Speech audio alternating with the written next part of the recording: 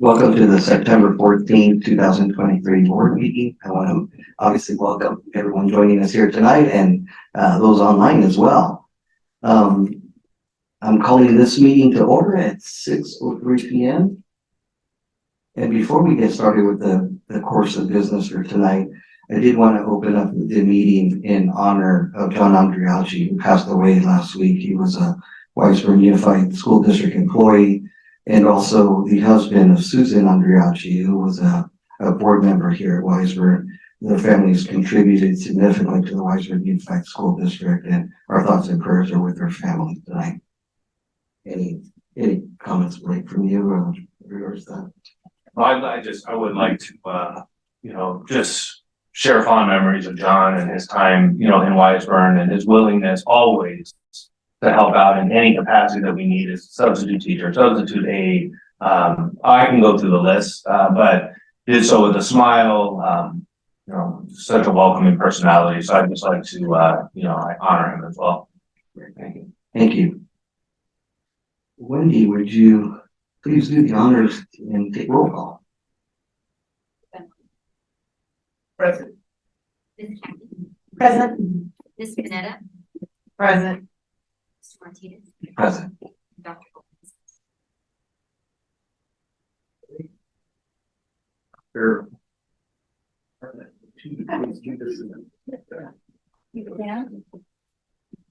Hand on your heart. Ready, begin.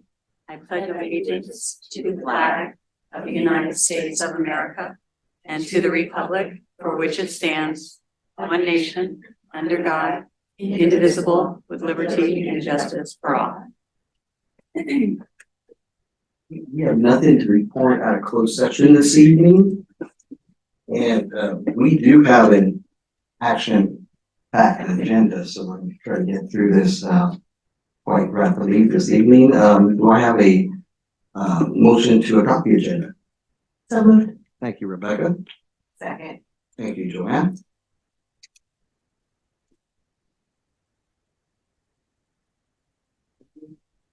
Do we have any public comments on our agenda items?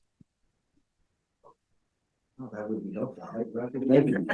That's why he's the VP. Motion vote. Aye. Aye. There was a first and a second already, right? First, second, all in favor, all in favor. Aye, Aye. sorry about that. Aye, whatever. Wendy, do we have any public comments on non-agenda items? Okay, fantastic. Blake, I will turn it over to you for our special presentation tonight from, I believe it's King Consulting.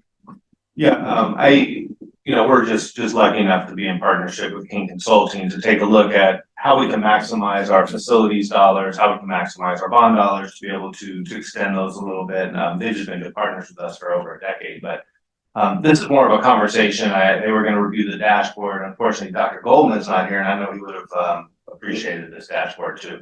He's actually asked for it, so I will. I hope he watches this at one point to be able to see the update here on the dashboard. But I think April is being moved over. Jamie Keith also. Jamie Keith. Oh, Jamie's here. Yeah. Great. And Jamie. April. Good evening. April, did I do justice to that intro? Oh, absolutely. Yes. Thank you so much. Jamie is also here if you're able to let her in. Yeah, we're gonna let her in. Perfect. Good evening and welcome, April. Good evening. Thank you so much for having us. We're really looking forward to meeting with you this evening. Good evening. Good evening, Jamie. Welcome. Thank you. And Blake, you did absolutely do our introduction justice. Thank you for that. I'll buy you lunch later. And also, so we are really thrilled to be here. We've had great meetings of recent with Noemi, your program manager, and we are really excited to give you a quick update on your dashboard, kind of let you know where we're at. April's going to give you an update on some exciting developments with the CalShape program. Not a lot has changed in regards to your state funding. We had already updated your eligibility. We already knew that you're looking at a little around 5.5 million right now with some additional dollars coming in those returns of grants. I'll remind you as we look at that those numbers will only increase. The grant amounts are scheduled to go up in January. So as we work with your program manager, we are exploring every opportunity, not just the state school facility program, but things like green schoolyards through CAL FIRE and whatever other grant opportunities are available. We know that the Department of Justice is going to release in March some guidelines for some school safety and security upgrades. And we know that you have those on kind of your implementation plan as you're moving forward with your bond. So we continue every day to do our due diligence and make sure that as you're moving forward, we're moving forward to match whatever dollars we can to your project. So right now, we know that we have some potential projects and project descriptions from Noemi. We have some solar potential projects that you're going to be doing. Those qualify for state funding. We have the soccer field at Weisborn High School. We haven't been able to identify any funding as of yet for that project, but you do have modernization eligibility for other projects like the athletic complex and safety and security, some of your kind of Series A projects that you're looking at doing. And so what we've done in your dashboard, and I know that not all your board members are here, and some of them especially like the dashboard. We love it. It's a great way for us to kind of communicate to you from afar what we're doing. In your dashboard, what we've done is we've kind of put in these potential projects that we are going to match to stretch those local dollars, your community committed to you as far as we can, what funding program we're looking to access for that. The date submitted obviously is still to be determined. Keep in mind that for whatever we apply for, we need Division of State Architects, either approval or exemption, and California Department of Education approval. Your hard project costs, what those estimates are right now, and those are really high level estimates. These are, that not formal bids from anyone. And then what your eligibility is right now today, although like I said, that changes as your enrollments increase or your facilities turnover, what the estimate is of state funding, and then most importantly, your cash flow fiscal year. So we know that there's never enough money to do everything that you need to do, and definitely never enough to do what you want to do. And so we build out a cash flow, which is really helpful for your program manager when she's looking at cash flow and what projects can we fast track and kind of get in line for right now in the immediate. Because the state timeline, I don't know if you remember last time I was here, it was taking about 3 years from the time you submitted an application until the time they picked it up and funded it. And they've cut that down all the way to 2 years with the allocation of the general fund money. And so we're really excited that OPSC and CDE, they've really kind of picked up applications more quickly, and they're approving them more quickly. They're allocating funds every month. And so as you're building out kind of your timeline for your implementation plan, she can look and say, okay, we're going to be getting these funds back from the state for projects we've already done and spent our money on in 2026 that we can then allocate to another project that we thought maybe we weren't going to be able to do. You kind of plug that into your middle or your back end of your bond program. So we've identified enough projects for sure to get you in line for $5.5 million that will come to you, we believe, based on the current timeline, in 2026 and 2027. You will have in 2025 another $3.5 million at Aviation Elementary. And so we can look at a project to prep that application. We can't submit it until the day that eligibility becomes available, but we can certainly prep it and be ready to submit it when it happens. 2025 seems like far off, but my kid's 12 and I have no idea how he got to 12 years old. Like Blake said, we've been with you for 10 years, so I could say we're not going to be here in 2032, but hopefully we still are, and we can get those applications kind of queued up and ready to submit. We're working on your new construction eligibility. We're working closely with the state right now. You unified, and as a result, you had to reestablish your eligibility at that time, but you certainly have some funds available. This money can be flexible a little bit. There are some kind of sub-programs. So typically new construction is for just new classrooms, but there are some programs within that program that would allow you to replace portable classrooms with permanent classrooms. or to expand or add ancillary facilities like multipurpose rooms, cafeterias, gymnasiums, that sort of thing. So that's still in progress. We're still working with your project managers on that. And I'll hand it over to April to talk about CalShape and those developments, and then we will answer any questions you might have. So we have applied for the CalShape funding at 4 of your school sites, and all of the applications have been approved. We've had the initial 50% fund release on Del Air, and we are awaiting the state controller's office to release the initial fund release for aviation, Holly Glen, and Weisburn Middle. And again, we've been working really closely with staff to start the procurement process on those so that we can start getting those assessment and maintenance pathways completed. The really exciting news with CalShape is that round 5 is about to open. It was just released last month. The notice of funding availability was just released last month. And that is actually what we've been waiting for. And this is the actual money to upgrade and repair the equipment. Del Air is your school site that was initially eligible based on the California Energy Commission's determination of what is an underserved community. So that school site will have priority in applying for those funds. So we want to go ahead and get the assessment and maintenance pathway completed, so then we can utilize that report that comes out of that, leverage it to submit for those additional dollars. And that program will open in just another couple of days. But it will, that funding round, there's about $258 million available, and that will remain open until May of 2024, or until the funds are exhausted. A quick update on the statewide school facility bond. It is moving forward and through the state legislature. We absolutely expect that it will be put on the ballot. Every financial advisor for school districts that I talk to says that any ballot that's put on the bond in November of 2024 should pass, but we shall see. We are cautiously optimistic that the statewide school facility bond will pass. It is required, it will need to pass in order for your applications to get funded. But again, as we've said in previous meetings, there's always been continuity of funding with the state school facility program. We're confident it will pass. It's only going to be for K-12. They took the community colleges and UCCACs out of it. And so there tends to be more support for statewide school facility bonds when it's just for K-12 schools. So as that progresses, we'll keep you posted. You may or may not have already received letters asking for you to sign in support of that statewide school facility bond. But as it ramps up and picks up speed, we'll let you know. I think, April, tell me if I'm wrong, it's $14 billion? Yes, that's the last number that I heard, about $14 billion.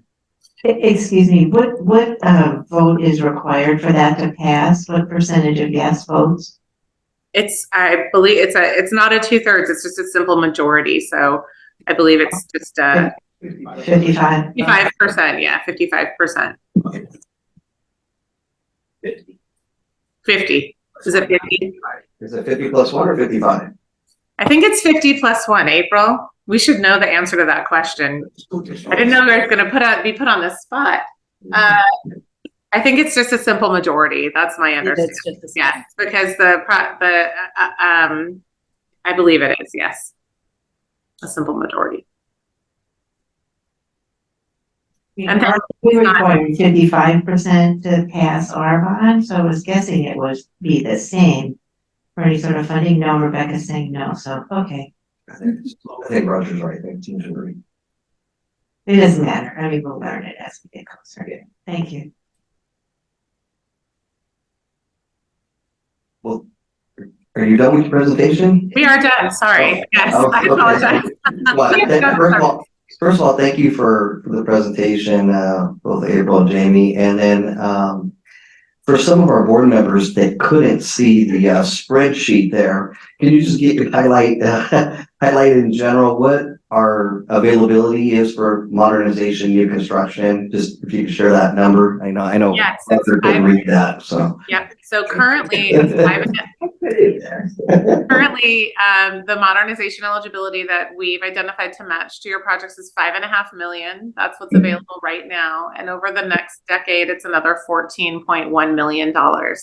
And that's like a bank of money that you have at the state that's always yours to access as long as there's money in the program, and that's funded through the statewide school facility bonds.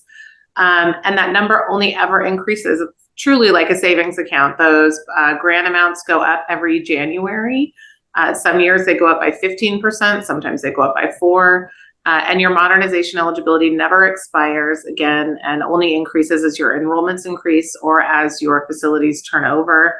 Your new construction eligibility last year was a little over $1 million, but we're in the process of updating that this year. What we're finding in most of our districts is that with the implementation of universal transitional kindergarten and with the way that the state forces us, the way that we're required to calculate your new construction eligibility is an their enrollment projection compared to your capacity. And with the implementation of universal transitional kindergarten, we're seeing districts are gaining a lot more new construction eligibility. So at the next board meeting that we're invited to present at, we'll bring your updated new construction eligibility as well.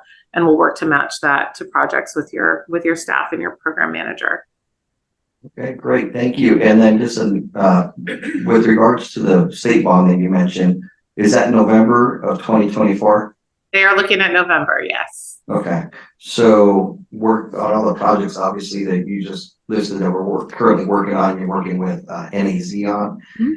We're probably in a pretty good position to be kind of at the front of the list, hopefully, right? If that bond is successful. So it is a first, that's a great question. And I should have mentioned that they are first in, first out programs, the new construction and the modernization program. And so you get, we have to have DSA, Division of State Architect, and California Department of Education approvals to submit. And from the date you submit, it's looking like it's about 2 years. But yes, if you were to wait until the bond, you're being incredibly proactive with your planning. So if you were to wait, like many districts do, for the bond to pass or for there to be more, money back in the program, then you would be kind of behind the curve, right? You're well ahead of it in prepping your projects to be submitted in the absence of available funding in the program. In that moment, they will still be put on the list. They will still be put in order. It's called the applications received beyond bond authority. And so you want to get in line for that now, because once that bond does pass, which we're confident that it will in November, there'll be a lot of districts across the state that are going to be scrambling to then put those projects in that they've been holding on to, thinking that there was no funding availability.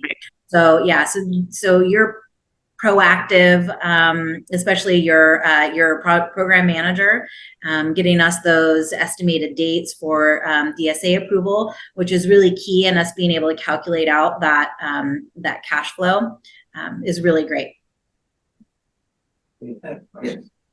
Jamie, this is Roger. I have a question for you. In your presentation, you mentioned about having eligibility for cafeteria projects or cafeteria funds. Yeah. Are you all, and it's okay if you're not, but are you also working with our partners at Da Vinci Schools on a cafeteria grant, or is that separate? We are not working with them currently on anything except the audit and expenditure reporting for their career tech education applications. So I have not been in contact with them about that. No. So the numbers that you'll show us are just the eligibility for Wiseburn, meaning our K-8 side. But not 9-12 for Da Vinci. Correct. Yes. Okay, just wanted to make sure, because I know they did receive a grant and for building out the portions of the kitchen here at the Washburn High School site, and we're having conversations about what that looks like as well. So, okay, thank you. You're welcome. Nice to talk to you. Any questions? Well, thank you both. That was a wonderful presentation. Thank you so much. Thank you for having us. Thank you. Great to see you over Zoom. Thank you.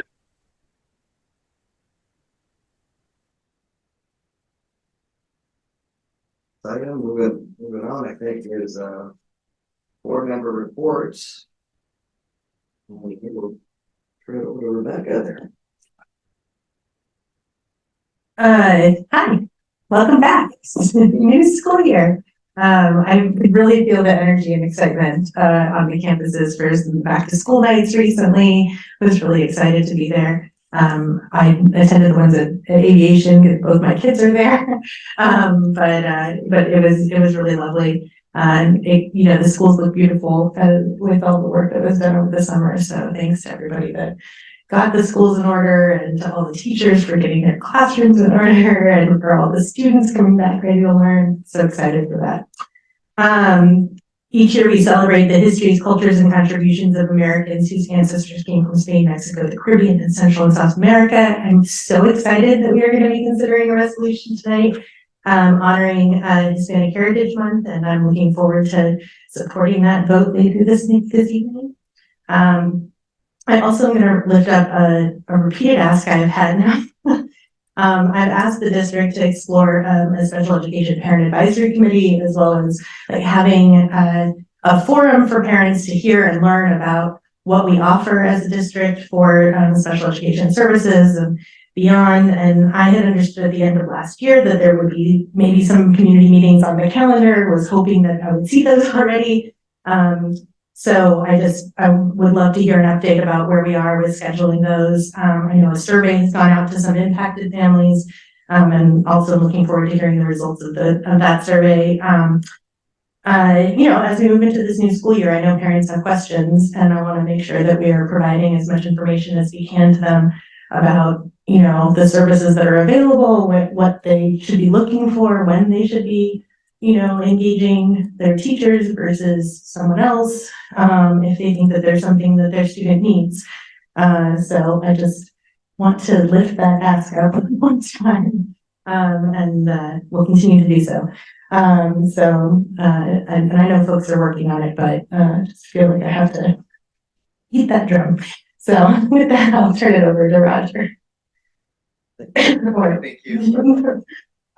Just a couple of comments as well. I wanted to welcome everybody back to the 23-24 school year. I did have an opportunity to see a lot of the classroom at Wiseburn Middle School. I'm also trying to get used to all the names, right? And the changes. I'm sure I'm probably not the only one, but it's refreshing. It's exciting to be able to see all the parents and the students coming back to schools, and just the energy around campus really reminds us of why we serve and the amount of time that we spend. It really is for our community and the students. So it's wonderful to be able to see the back to school. One of the projects that was done over the summer was, I think actually it was under Nelson's recommendation, was to green the planters at Wiseburn Middle School. And it was really wonderful to see how the students have really gathered and congregated around those. Now that the planters have an artificial turf, they've all become like meeting places and places of gathering, and we see a lot of interaction and communication. There's a lot of laughter, there's a lot of joy behind that. And before, they were all a problem because they were dirt, they were ditched, there's irrigation lines, you name it, right? So it was really wonderful to see that project. It seems like a small project, which it is in physicality, but in terms of the impact that it has on the school, it's absolutely huge. So I think the students are enjoying it. I certainly enjoy watching them, and hopefully they can use it for many, many more years to come. Next item I wanted to touch base on, we're continuing our conversations with our partners at Bemidji Schools. We had our last meeting on Friday the 1st, and then we have another meeting. It's a little bit further out than we'd like, but that's just how our schedules align. Our next meeting is on October 25th. And we're talking about several facilities projects, for example, the CTE studio, the cafeteria, and I think there was 4 or 5 other ones, but we all have homework to do from those meetings. Isn't that right, Dr. Silvers? So we're looking forward to that conversation continuing. And that's all I have. Thank you, brother. Go ahead. Everybody. Evening. Had a chance to attend the teachers welcome back luncheon, I think that's what we call it, at Wiseburn Middle School. So thanks to County for hosting.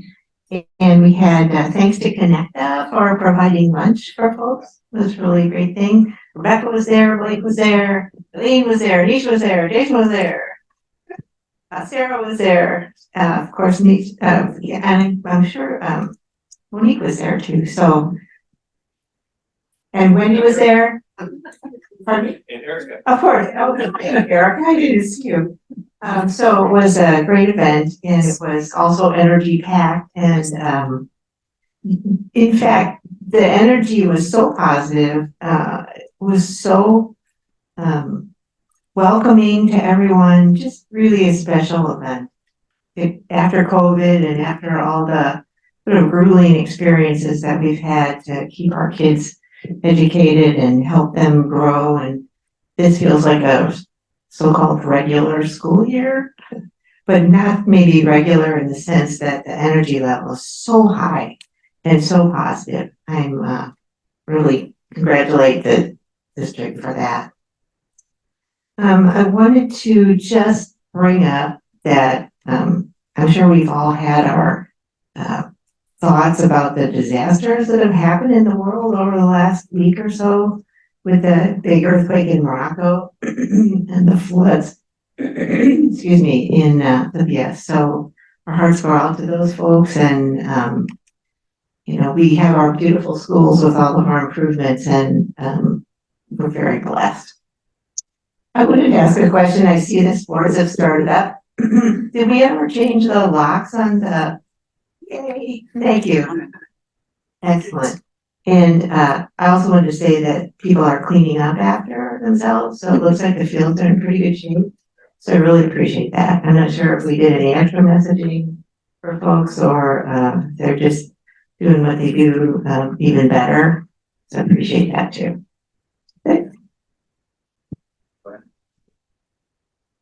I'd also like to welcome back staff.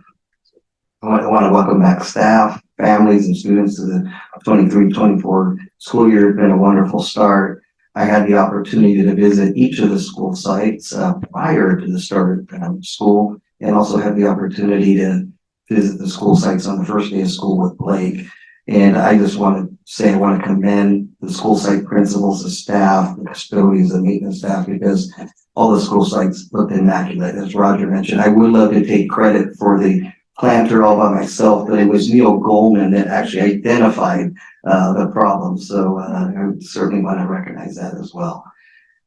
It's been like all my colleagues have mentioned, it's been just a wonderful start to the school year.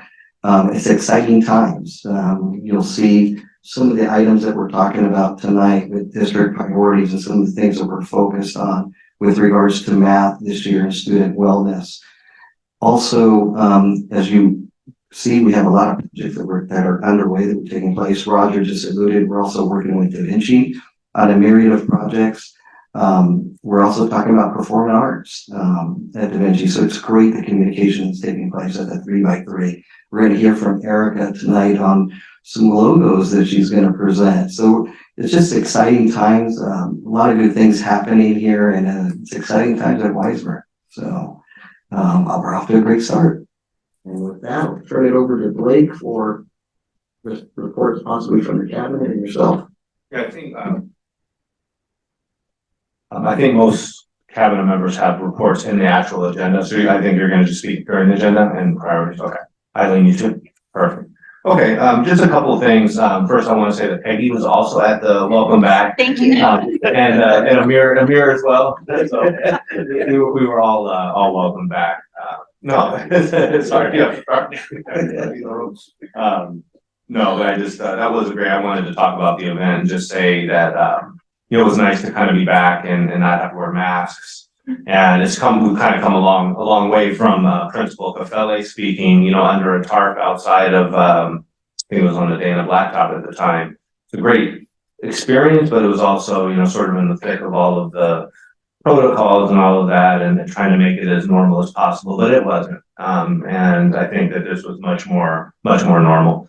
Did get a chance to go to all of the back to school nights except Holly Glen. I was so bummed out, but my son had his back to school night I had to go to. So I attended that one. It was weird being on the other side of the desk, if you will. But anyway, did get to go to the other three. It was just fantastic. I enjoyed it. It was nice being able to walk around.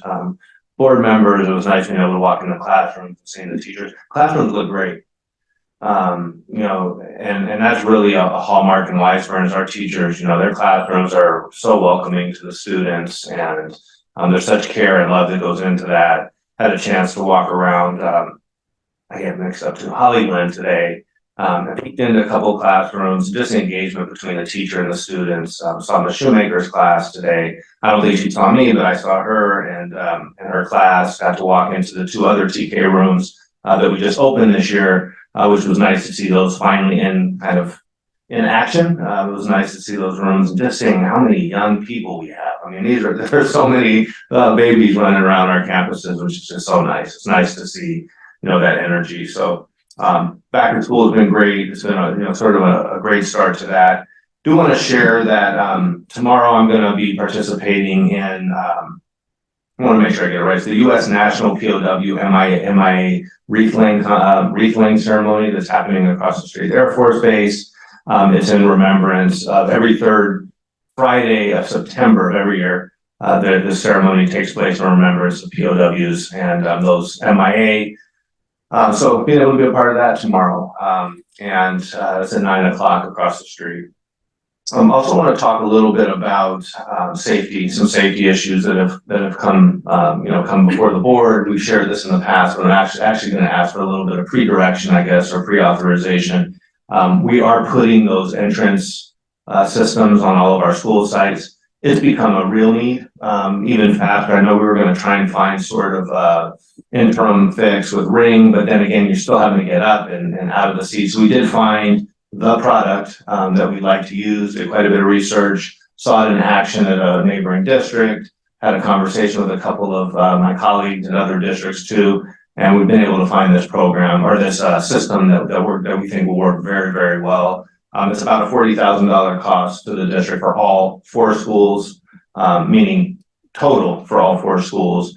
And the product is readily available, readily accessible. And what it would do is it would have a monitor, a phone, basically a phone system is what it looks like with a monitor. On the outside of the building, there's a camera and a doorbell, I guess, a bell of some sort, a notification bell that then alerts that phone, that screen. You could actually have a conversation with the person, you could see who it is, but then also you'll be able to actually open the door from their buzzer, basically. A buzzer so that people can get in. So we're hoping to increase the flow. In conjunction with that, we're also looking to continue the work that we did at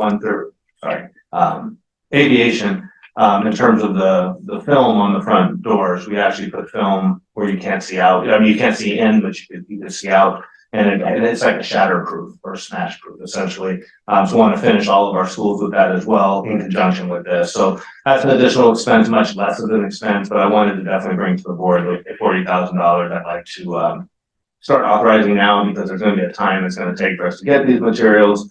Like to say we're going to use bond funds for it, but I think Noemi's on and she doesn't want to hear that.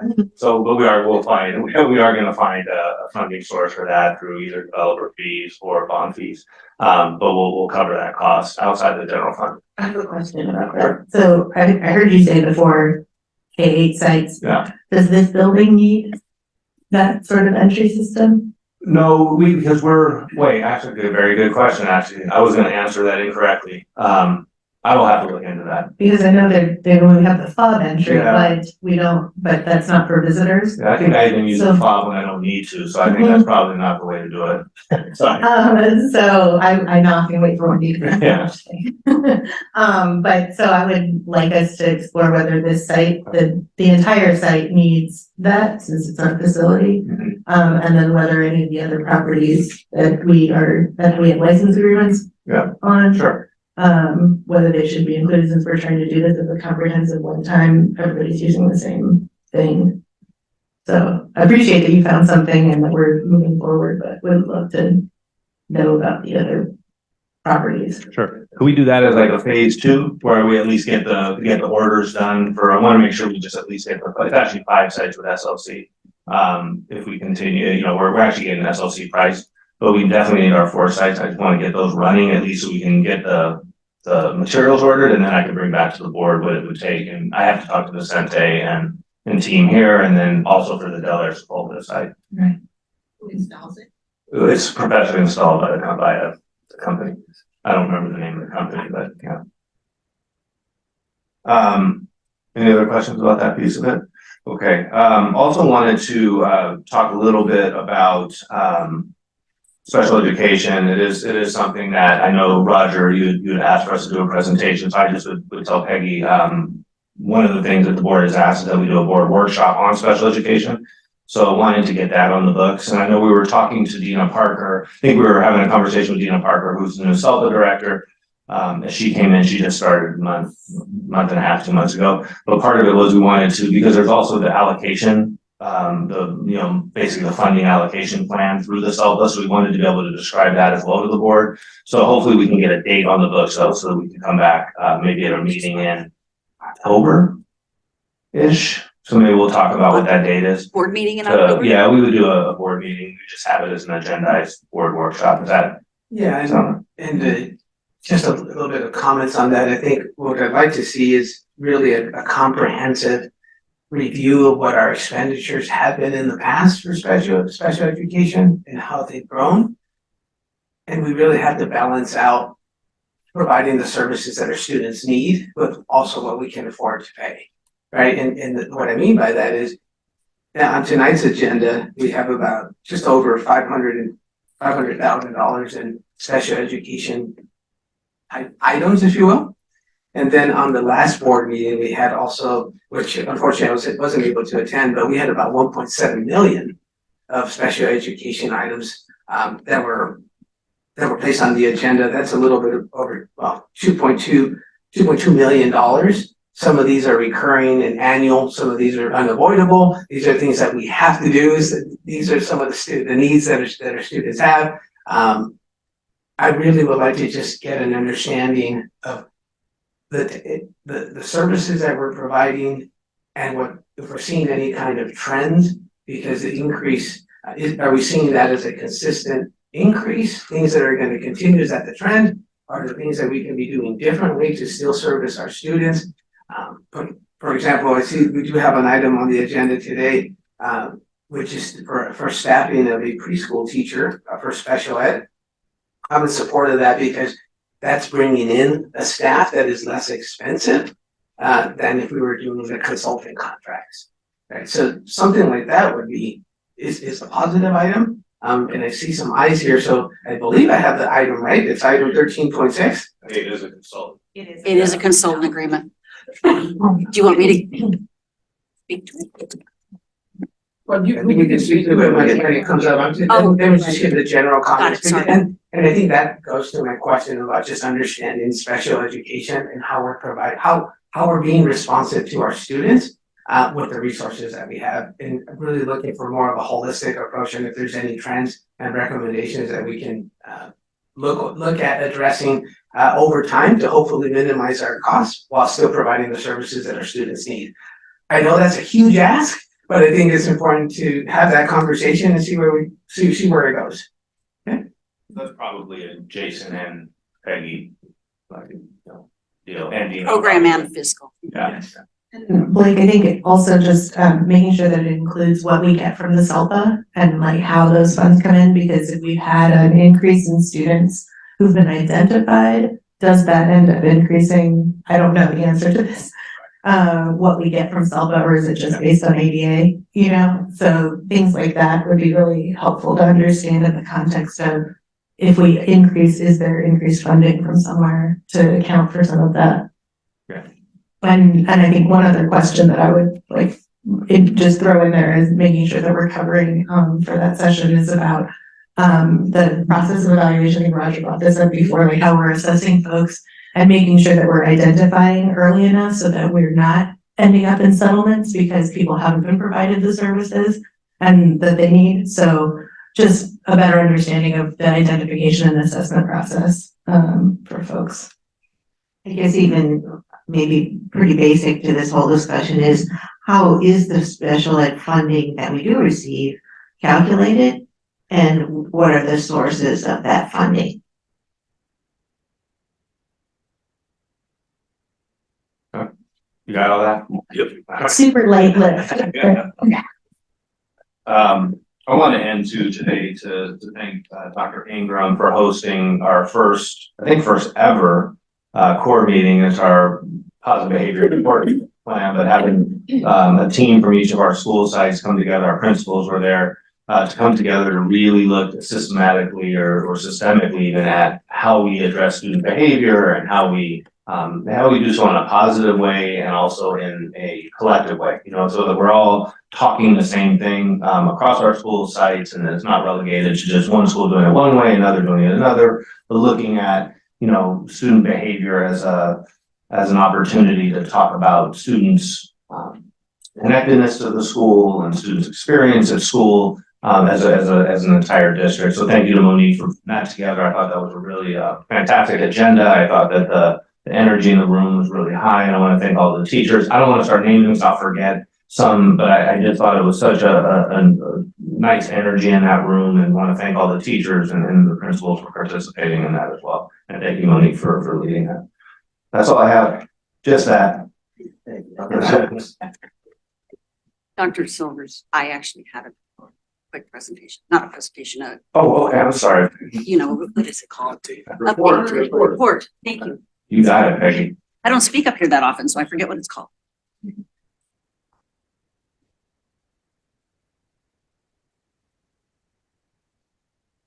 Just disappeared. Really did disappear. Okay, there's my notes. Good evening, everyone. I did want to give an update, and I was prepared to speak to the request you had, Ms. Kathy, for special education parent group. And so, as you know, an interest survey went out at the end of August 31st. We sent out an interest survey to caregivers of students with IEPs. So it only went to people who have students with IEPs. And we have 24% response rate come back, so that's not bad. And I am working to schedule the first meeting, which will be a meet and greet with caregivers and providers, and that will be in the middle of October, looking at around the 18th, probably around the same time I'm prepping for the next, special presentation to you. And so I did offer some proposed topics to see if people were interested in those topics, and then I also gave them an opportunity to insert anything they wanted to add if there might be an additional interest. And so, while they were interested in meeting providers, I think even greater interest was how they can support their kids at home with social and emotional concerns. There's that social, I think we all know social and emotional needs are quite significant right now. And so parents actually, that was a highly rated topic, but also how to access services outside of school was brought up, because there are folks that are eligible to receive in-home services through insurance, but providers aren't available. So they're really, I met last night with families at Holly Glen, and I heard the same thing from them too. So yeah, anyhow, so that's my update. Oh, and the meeting, yes, we will start with our first meeting in the middle of October. Any questions? Thank you so much. Yeah. I think that just in terms of the topic for the thing, maybe part of it is that helping to explain to people the difference between what's offered in the school setting versus the private setting, and how we determine, that sort of thing. Because I think there is a lot of confusion or misunderstanding about what can be like the things that are offered in school are about are they affecting your learning, even though it's something that you may have a deficit in, it may not be impacting how you're learning. And so, explaining those kinds of things to folks, I think would be really valuable in this first meeting, maybe part of it. Thank you. Thank you, Peggy. The consent items, do I have a motion on 10.1? A second, Second. all in favor? Try to forget that. Aye. Is that for all? Yes. And then it would be 10-2. Did you have a question about it?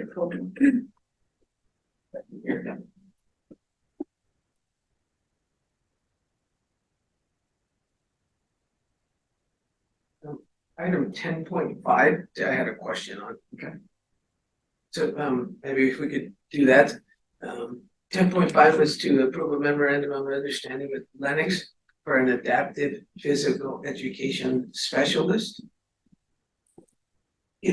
I guess what are we doing with that one? Is that this person works for Lennox and we pay up to $35,000. That's correct. So we have children who receive adapted PE on their IEP and we have under 20. So it's not reasonable to hire a teacher to fill that need. So we do share, they fund the teacher, they pay for the employee at Lennox, and then we pay a portion of the salary or a portion of the money to, for them to provide service to our students. We've been doing it for years. Yeah, no, and I think this goes to my earlier question. I think this is an excellent opportunity to reduce our district costs to provide these services as well by partnering with other local districts by splitting that cost. And those are in the presentation, those are some of the things that I'd like to see or hear about if there's other opportunities as well. But because $35,000 is probably about 25-30% of the overall cost for that position or thereabouts. So it's actually, it's a good thing when we're able to split the cost like that. So, okay, thank you. Any other? No, that's it for the consent items. So we had a motion, a second. I know I kind of jumped the gun. We did all in favor. I'd like to take a vote on it and in light of Roger's comments. So all in favor? Aye. Thank you. Go to action items here, general. We're gonna take these one at a time. And the first one is the 23-24 district priorities. And Blake, you wanna? Sure. Do we need a motion? Oh, yeah, we do that. Do we have a motion and a second? Thank you, Joanne. Everyone's keeping me in check today. This is great. You all are oh, you're gonna talk there, so I'm just gonna stand up here. We'll go up there. We don't have a mic, you have to.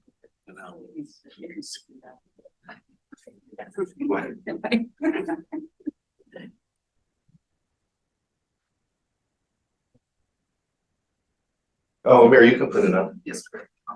Yeah. Thank you. So if you recall, last year, we spent some time with teacher leadership, with our district leadership, putting together a series of priorities. The idea of that, we went through our implementation planning, through our implementation planning, strategic planning with the district to identify those priorities that we wanted to see, give it, for a 5-year period of time, that we wanted to capture those priorities. And every year, we'll then revisit those. We'll highlight certain areas of need as we move forward. So want to introduce you to the district priorities for 23-24, how they've changed, what we're going to focus on and all of that. So one of the things that we like to use as a model or a guide for us is continuous improvement. We know that our high quality teachers, administrators, support staff really guide, instruction and guide the operations of our school district. And through that process through the leadership of our principals, our administrators, the work of our teachers, the work of our support staff, we're able to look at our practices and then continuously look to improve them. Part of that is looking at our priority areas and measuring them or looking at assessing them from year to year. And so they come in the area of 3, and they come in 3 different areas. One is teaching and learning, the other is student safety and wellness, and then the third is organizational strength. So priorities for 23-24, we looked at a significant need as the board shared, and we have shared this with the board, or has asked that we take a look at mathematics. So we did pull out mathematics as a significant area of focus for this year. And then the continued focus on student wellness and safety. And in part, that was part of my comment today on the core meeting, bringing together teacher leaders and site leaders from our school sites to really look at student wellness, student behavior we talked about, but really from the focus of student wellness and safety. But in the area of teaching and learning, we had 3 priorities. The first priority was to improve students' achievement in English language arts. Really, this was looking at the strategies of Writers' Workshop and the evolution of reading, even some Readers' Workshop strategies, but really looking at reading and then Writers' Workshop. The second was improving students' achievement in mathematics. Again, we said that's a focus priority for the year, and that would be with the continued implementation and evolution, I guess, of cognitively guided instruction and teaching and other strategies with college preparatory mathematics in middle school. And then looking at priority 3, we're looking to improve student access and achievement in science. This year, Eileen will share some of the focus this year, but we are using our new adoption, Elevate, STEM Scopes curriculum. So now I'm gonna turn it over to Eileen to share an update from last school year. So we're speaking from our seats tonight because we were told that the audience online can hear us better from here than at the podium. So I just want to share that. But we did do a lot last year, coming back with all the kids for our priorities for writing and for science and looking at this. I just want to point out a couple of highlights here. We did introduce a new curriculum Dr. Silver shared, and this was a launch of all new science curriculum. We had a science TOSA on deck. She worked with all of our teachers during teacher collaboration time. And the outcome from that was not only a better understanding of the product, but a sequence of instruction. And this was developed by the teachers with our TOSA by grade level. So this is K through 8, we have a sequence of instruction that's going to be hopefully used for years and years. We also were able to revamp, our principals spearheaded this both at Del Air and at Holly Glen to revamp their tech labs to engage students in science experimentation. So the tech aides were involved with that along with the teachers and our science TOSA, and that's going to continue this year. And we also used our time to be consistent with our instruction all the way through. I want to highlight also that our ELD team participated in GLAD training, and this had a profound effect on how they're going to address academic language acquisition this year. So the training last year will, of course, help us into next year. So that was our Science and Our Writers Workshop was a huge initiative. We have celebrations going for students to become young authors all the way through. So that also ended with a sequence of instruction coming out of the Writers Workshop. Now, this is district-wide and can be accessed online at any time by our new teachers who maybe don't know which way to go with this. For math, we did quite a bit. Oops. I messed that up? Yeah. I was jumped the gun on it. So for 22-23 in math, this overlaps with reading, so you're going to see quite a bit of reading up there. But the strong point here is that we have academic continuity going on through our guiding coalition teams, our leadership teams. What am I highlighting here? Our students had ongoing analysis of student data through our benchmarking. We introduced something called SG with our TK teachers. This is new. It's an online progress monitoring tool for our TK. We also took advantage of that full day schedule to have dedicated win time, that what I need time that we looked at for reading and mathematics. And this is time when students really get their individual needs taken care of with reading and math. We also looked at CGI strategies. We brought in consultants, and at the middle school, they continued looking at their math program through college preparatory math. Go to the next one. I forgot. We started a math committee. That's a big one. We also came up with a vision and a mission for Math Max in our district, set our essential standards, and we're ready to go this year with our adoption. We keep going backwards. No, this is forward because this is. Oh, 2023. Yes. Thank you. I'm sorry. All right, back to priority 1. So these are what's highlighted in blue are what we're doing that might be considered new. We have, again, our dedicated TCT time. We're going to focus on win time also for our reading needs, and Writers Workshop will continue to be addressed in TCT as well. We also are creating a data protocol with our principals work group, which is now called our principals collaboration time. We changed the name. And this will allow us to come up with a means of our teachers analyzing data during their collaboration time, not just looking at it. So this protocol, again, is being developed as throughout this year. We also are looking at our reading strategies and using that Writers Workshop sequence of instruction, going back to an emphasis on those state-provided interim assessments this coming year. We've looked at them lightly all the way through. We're going to have new ones this year, actually, in science, CAST, interim assessments. And I know Sarah Nitsos, our assessment coordinator, is going to be handling that with our staff. Next, thank you. So in math, we have a very strong program going on here with, of course, Holly Compton is coming in to help us with our guiding coalitions and our TCT time. And this is a time, of course, that's aligned and effective all the way through for teachers to work and talk about their students. I think aligning our math time too has helped that teachers are all working at the same time by grade level, understanding if they need to move students around, they can. And then we've also started with those regular benchmark assessments and associating that data with any practices in the classroom. CGI is coming in strong with Holly, and in the middle school, we have Core Learning coming in, which is a consultancy group, and they're going to be looking at those progressions, what we call our essential practices in mathematics. We have progressions also developed in Writer's Workshop for, and we'll have them for math, which are again our essential practices all the way through for our teachers.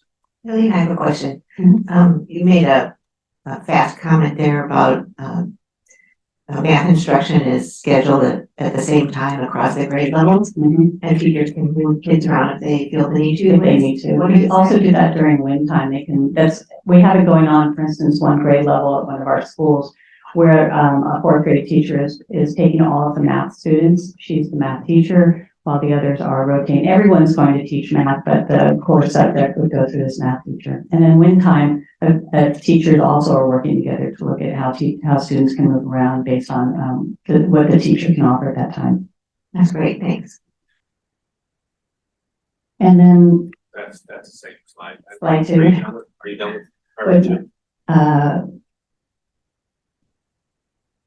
I just wanted to point out that Holly is actually our district math specialist. Right. So just, I'm sorry, she is coaching and facilitating. Thank you, Dr. Childress. And also she's bringing together the math committee again this year for our onboarding of the new adoption. We'll be bringing that back to you, of course, and making that available to the public. We have a math committee behind that as well. She's also working with our administrators, and I've actually seen her in action with our teacher collaboration time, and it's outstanding. We have some real good movement already. So that's where we're going to define this progression. I have another question. I'm sorry, Roger. I had this question before, but now I can actually use the right words to ask it. The 4A talks about college prep math educational program. What is that? CPM is a resource. It's what would have been called a textbook. It's also used at the Da Vinci Science, I believe. That was going to be my next question. Thank you. Yeah, so we've had that actually adopted for a while at the middle school, and even though it's within the 7 years, we're going to go ahead and have it reviewed this year on the math committee. The whole committee is going to a math conference to look at product, and we have, of course, publishers coming in. So the middle school is in on that too. That's great. Thank you. My question was regarding a new math adoption. Are we as a district required to stay with Common Core? We are required. So we can't. Those are our standards. Mhm. And that's- California can is that add to them. Mandate, or is it optional to the district and up to the board for a vote? No, we are Common Core. The state of California, you can add things. So, for instance, I believe in second grade, we added cursive. So things can be added by the state, but the Common Core is the Common Core. It's the governors produce it, and we are mandated to follow it. So if we don't follow it, what's the amount of funding that we don't get? I've never addressed that question. I can find out. Because Common Core definitely has its challenges, and not all students succeed with Common Core. I mean, I know that a lot of students have a lot of challenges with the way just math instruction is handled. So maybe that's something that we need to look at if we can't go away from the state mandate, how do we ensure that our students are actually learning the mathematics? And I think that's why it goes to priority for mathematics in our district, because I personally am not a fan of Common Core, but I would like to need financially or not to stay with Common Core. I'm wondering if there's maybe in my mind, this is just an ignorant question. Do you mean CGI or do you mean Common Core? I don't know what the difference is. CPI is a practice. It's not a textbook, and it doesn't, you use the standards it's a practice in teaching math. It's not a standard. That's one of the reasons that as a part of the math committee, we're looking at essential standards. So where you have a plethora of standards, the essential standards are what we know that kids have to have and need to go on to the next grade successfully as mathematicians. Essential practices is how we bring it in through CGI and through core learning in our math practices. So they're two different things, but you do have quite a few standards and honing in on what the kids need. And then you have wind time, of course, that practices, building back what kids maybe missed, students missed along the way. So doesn't Common Core mean you will have math instruction? It doesn't define the actual technique that's used to deliver that math instruction, right? It does. Well, I'm asking. Yeah, it does. It asks you to say integrate or it talks about mathematical thinking. So how you bring about the idea. CGI does support that. Kids asking questions, critical thinking, vocabulary, discussion, questioning. Right, so Those are all practices. right. So, but Common Core doesn't say you have to use CGI. You No, can not at use all. other practices, if that's the right term, Correct. to deliver the math instruction. The Common Core says you will teach math or you will have math You will instruction, teach math instruction and build those skills. right? It's not a practice. I think that what Roger's alluding to is there is some, you will teach it this way though, right? You will teach it in this order and there will be. And I think that's gonna be Specific. But order is different than the practice. How you do it. And how you do it is the practice. What you have to end up with in terms of literacy, let's say in math, is something else. I just want to make sure I understand your question, Roger. So you think that the Common Core, the things that they're asking to be taught, the sequence of instruction is off? Or what is, I'm just trying to understand what you disagree with. It's the practices of those standards in the way the math is taught is what my understanding of a Common Core instruction was. So it asks you to, for instance, in the state testing, you'll have performance tasks or where students will have to show their learning. So all the way through, you teach these skills along the way that the Common Core requires so children can explain their thinking and succeed in these performance tasks. I hear Sarah behind me. Did you I want was to speak? asking Sarah, I was asking Sarah, I called Sarah, sorry. And as he called me, Dr. Harbach was explaining it, we are beholden to the state assessments, and the state assessments assess mastery of the Common Core state standards. Through the performance task and through the, what they call the computer adaptive tests. So you have to pay your taxes every year. They don't care if you take it out of your savings. They don't care if you use your credit card. You just have to pay your taxes. So Common Core is the same thing. You have to pay your dues for math in these achievement tests, right? They're looking at how you score. But whether you use CGI or traditional memorization or whatever you do is up to you. True.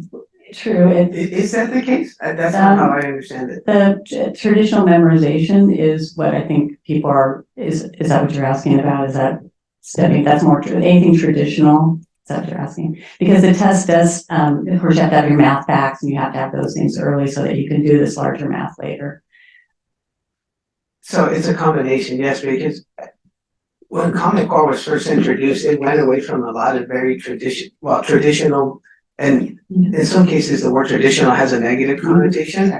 Traditional is not always negative. In some cases, a memorization of 3 times 3 is 9, you just need to know.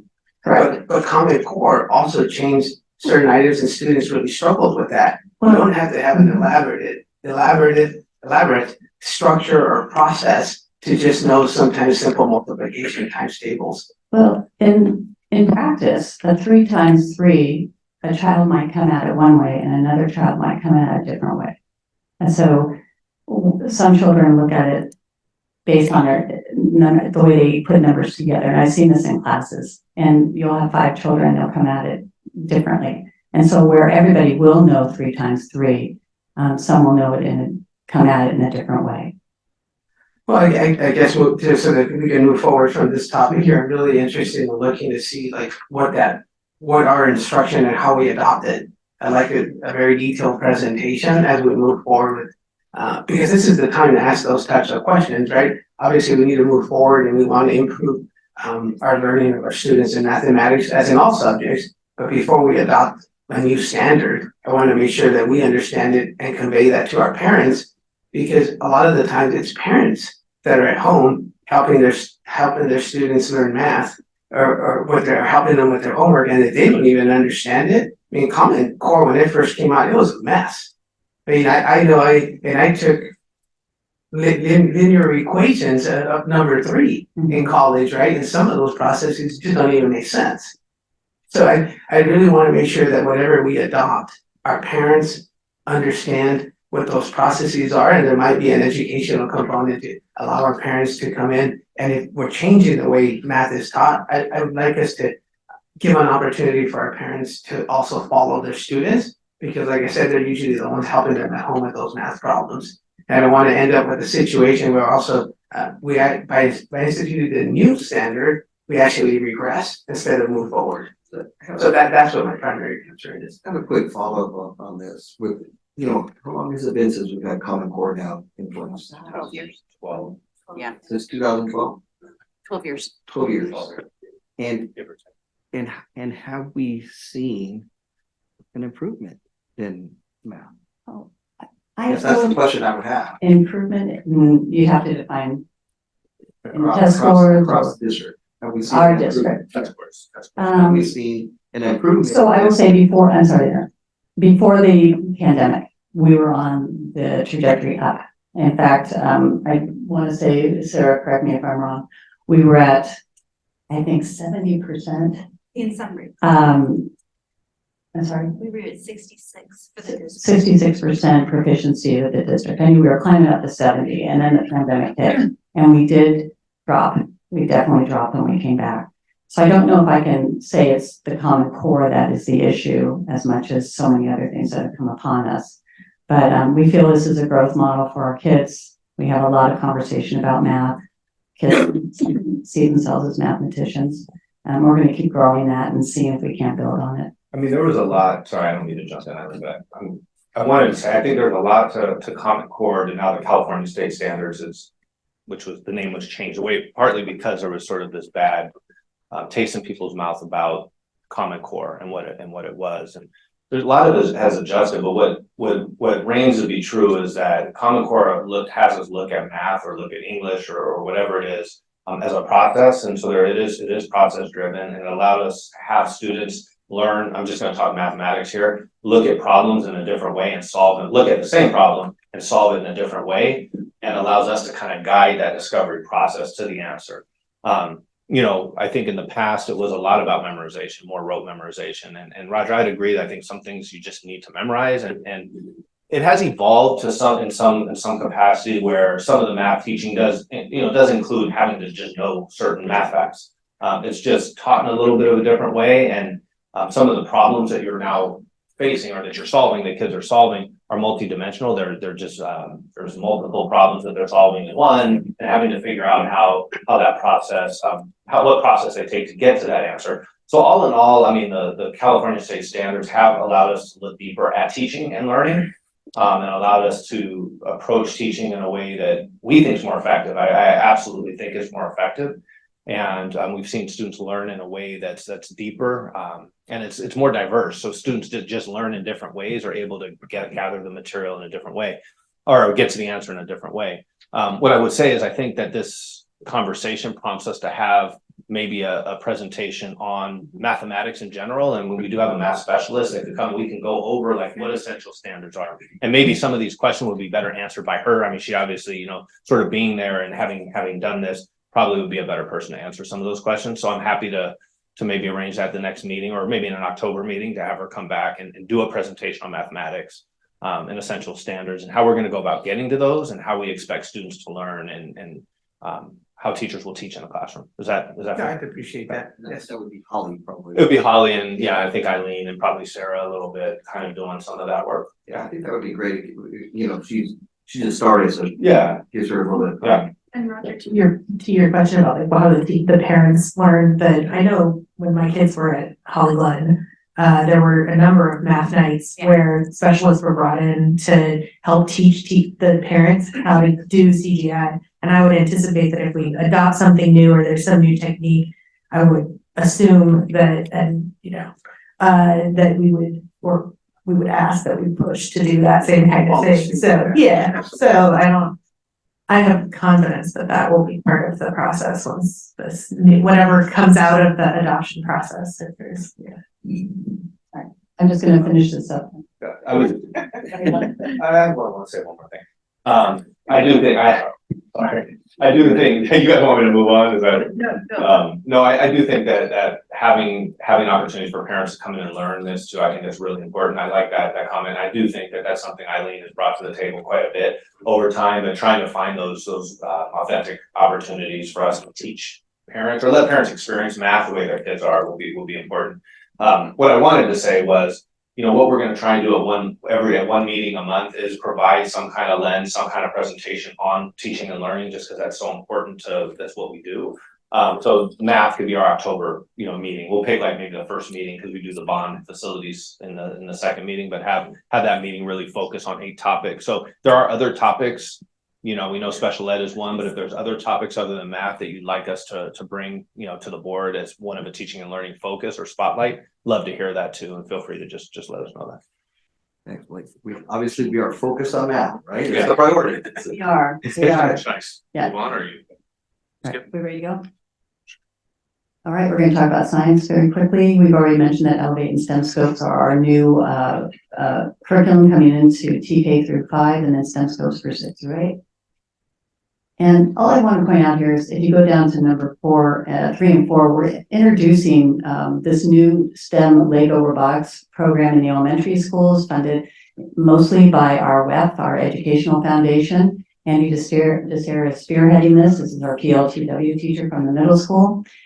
He is reaching out every chance he gets to increase family involvement here with participation. We'll have volunteers there. And just to note that they are going to kick off October 2nd. We're starting with 5th grade at 2 schools, that every child in our district TK through 5 will build and program a robot this year. That's the goal that they set. So we're looking forward to that. And again, our thanks to WEF. Finally, we just want to point out that our arts education continues, our enrichment continues. We have, music at all grades, theater, art, and music and media at the middle school. We added dance this year to our PE curriculum. This came through the LA County Arts Grant with a professional dance trainer coming in and working with our PE teachers in the lower grades. And we also, I mentioned that the GLAD strategies for our ELD team are in place for our growing our academic language and our literacy skills with our ELD students. That's it. All right, so the 4th priority is student safety and wellness. As Dr. Silvers mentioned, it is a big focus for us this year. So a lot of focus time on collaboration with administrators, teachers, our counselors, so that we have a plan and training and action for this year. So priority 4, we ensure school site safety and engage students in authentic ways that bolster trust, connection, and overall well-being. And we know that when students feel physically safe and are emotionally safe, then they're able to focus on learning. So that is something we want. And when that's in place, trust builds. And with trust comes connection and communication, which then impacts student engagement and their connection, and then again, academic outcomes and overall well-being. So over the year, our counselors were really leaders in this area. They, see with the first bullet point, really focused on a lot of different angles in addressing student wellness and safety. So through school-wide activities, ensuring that every single student receives support in this area through things like school-wide activities, assemblies, classroom presentations, lessons that were given out to teachers to present in classrooms or in pods, homeroom, direct counseling services to students who were in need of maybe more support, teacher training, and then also support to parents through workshops. Students participated in weekly lessons. So what's going on here? In addition to all this tiny writing. So our students participate in weekly lessons where they're able to build their social and emotional skills. We're just like one week. Yeah.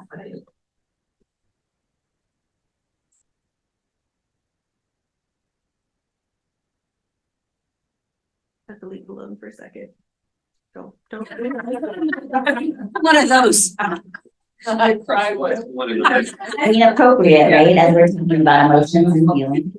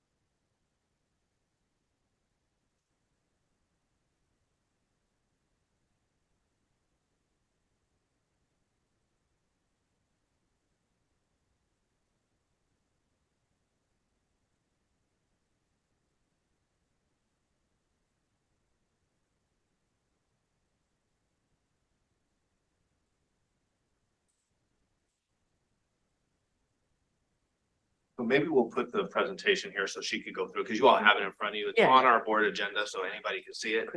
And, Erica has it, so she'll put that.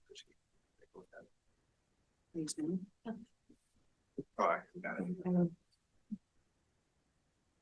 I don't know what slide you're on now. It's this one. All right, continuing on.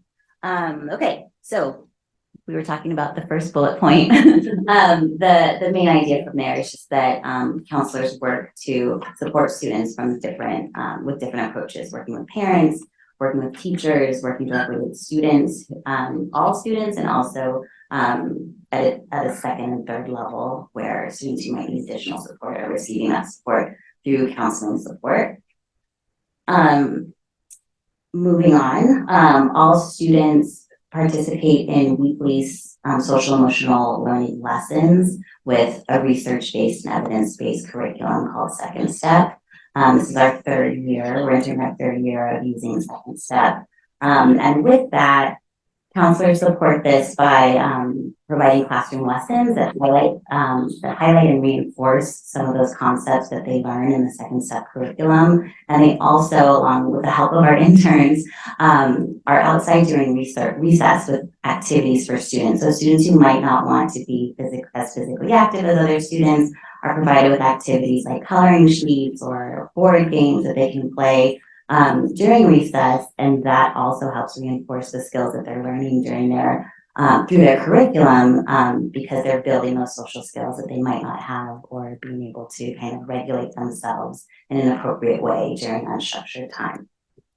In addition to that, as Dr. Silvers mentioned, we have our PBIS teams that are active at all of our sites, and these teams focus on supporting a structure and system where the school sites set expectations, where they can hold students to those expectations instead of focusing on negative behaviors and kind of highlighting or spending time emphasizing consequences. So instead, we're holding students to a high standard and rewarding them when they're meeting those expectations.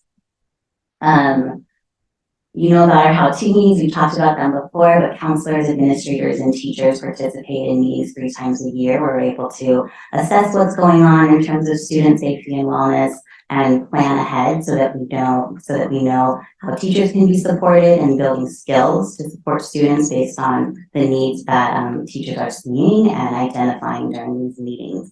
And to continue with that support at the elementary school level, counselors facilitate a training or a collaborative time with teachers at least once a month, and at the middle school level that happens quarterly.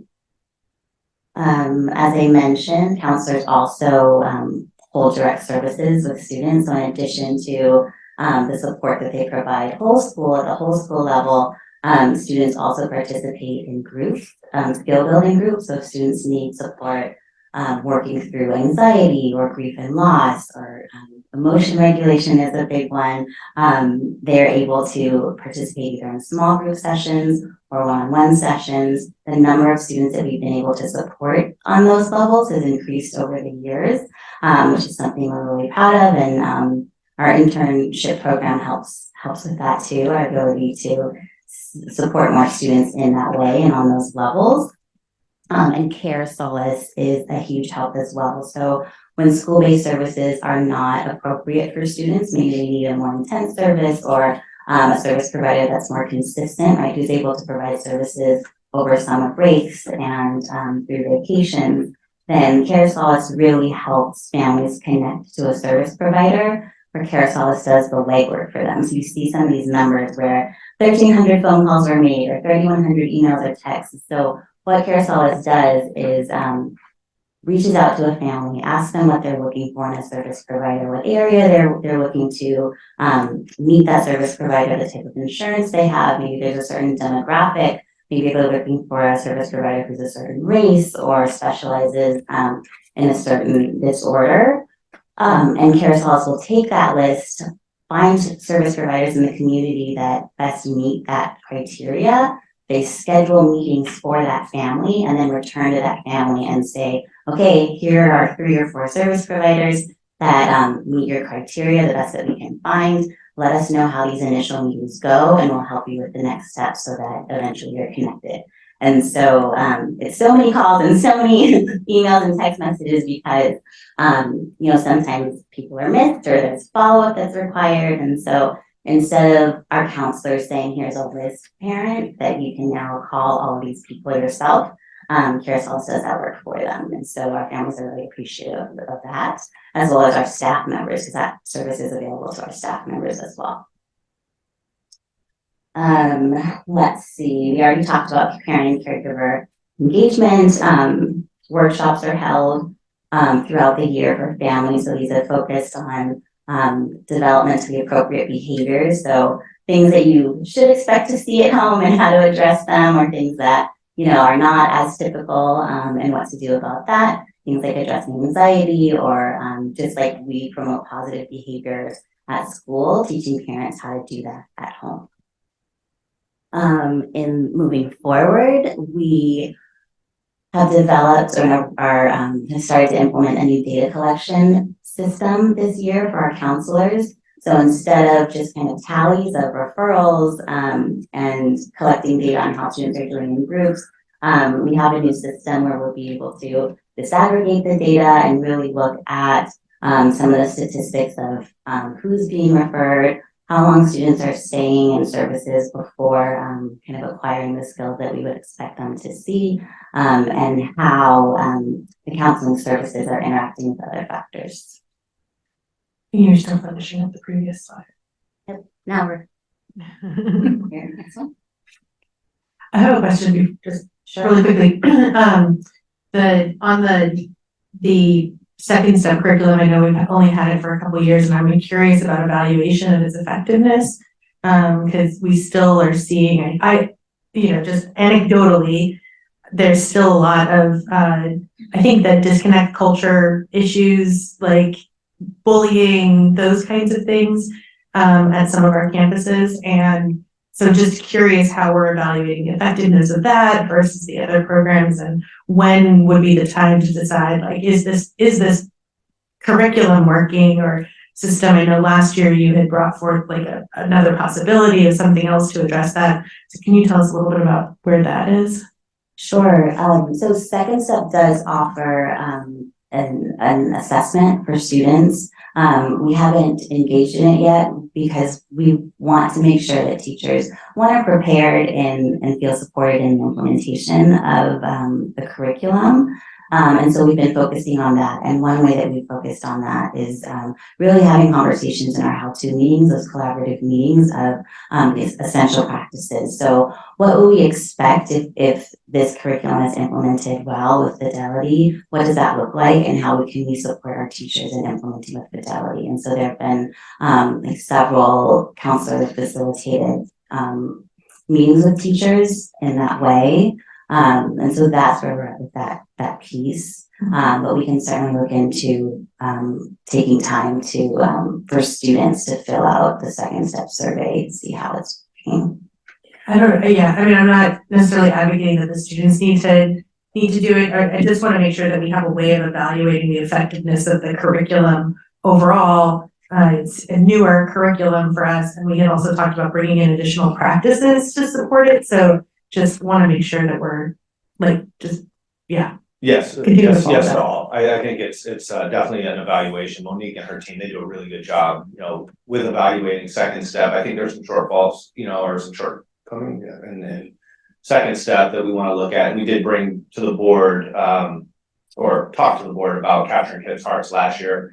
And we know there's other programs out there as well. There are more comprehensive looks at our attempts to address school culture and connectedness. And I don't think there's any question that that's something that we need to do. We need to take a look at it more comprehensively. We just want to make the right choice. And so this year is a year that we will, not only are we assessing second step, but more importantly, we're going to evaluate maybe another program. There's a program out of Yale called Ruler, the Ruler program that's used in another local district here that's very good, used up to the middle school. It's used also throughout other schools in LA County that I've had the opportunity to talk to and discuss with colleagues. So I think that there's some options out there that we're going to evaluate and look at this year. Part of the work will be done through the core team that met today for the first time. It's being able to evaluate that. So we're setting the systems for it. It's just a matter of the selection and evaluation of those tools. Thank you.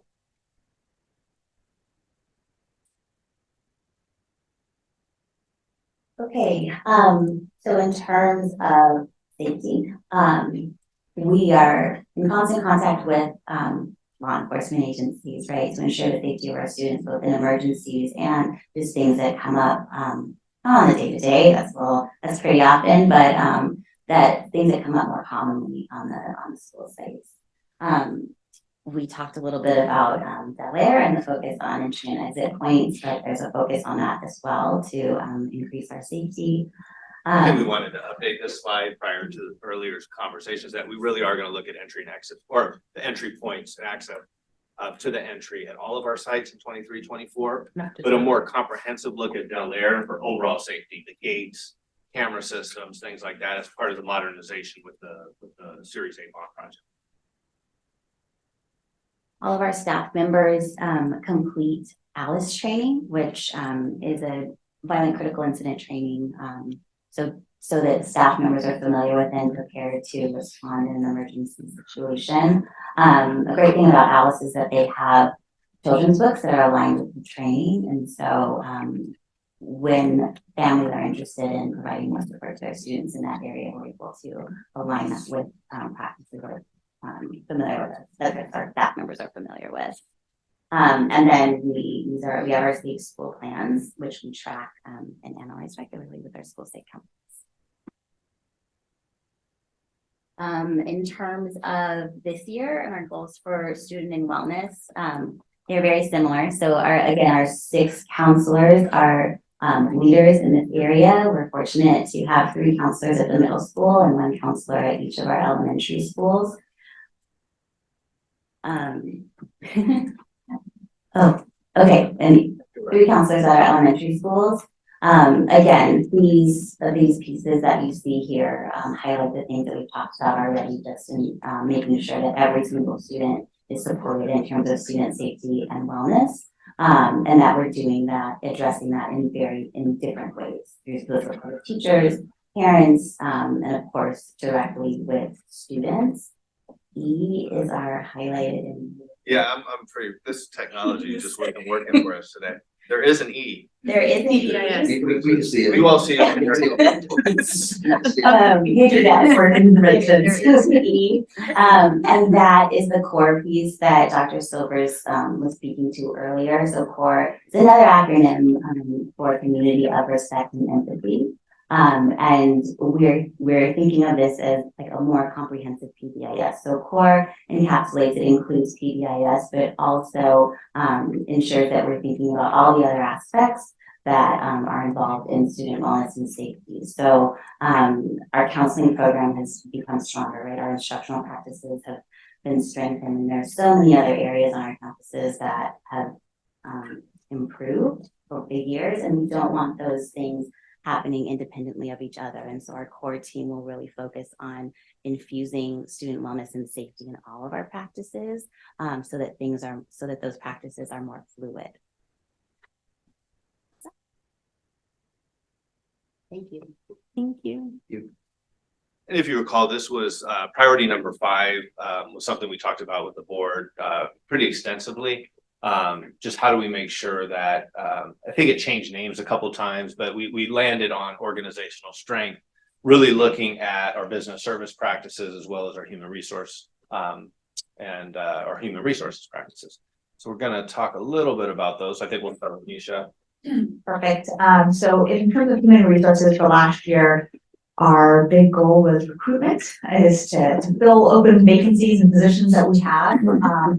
And in the past, our ways have really been through EdJoin, and, going out to colleges and recruiting there. But for the first time, we held our own internal job fair, or what I like to call kind of our grassroots effort.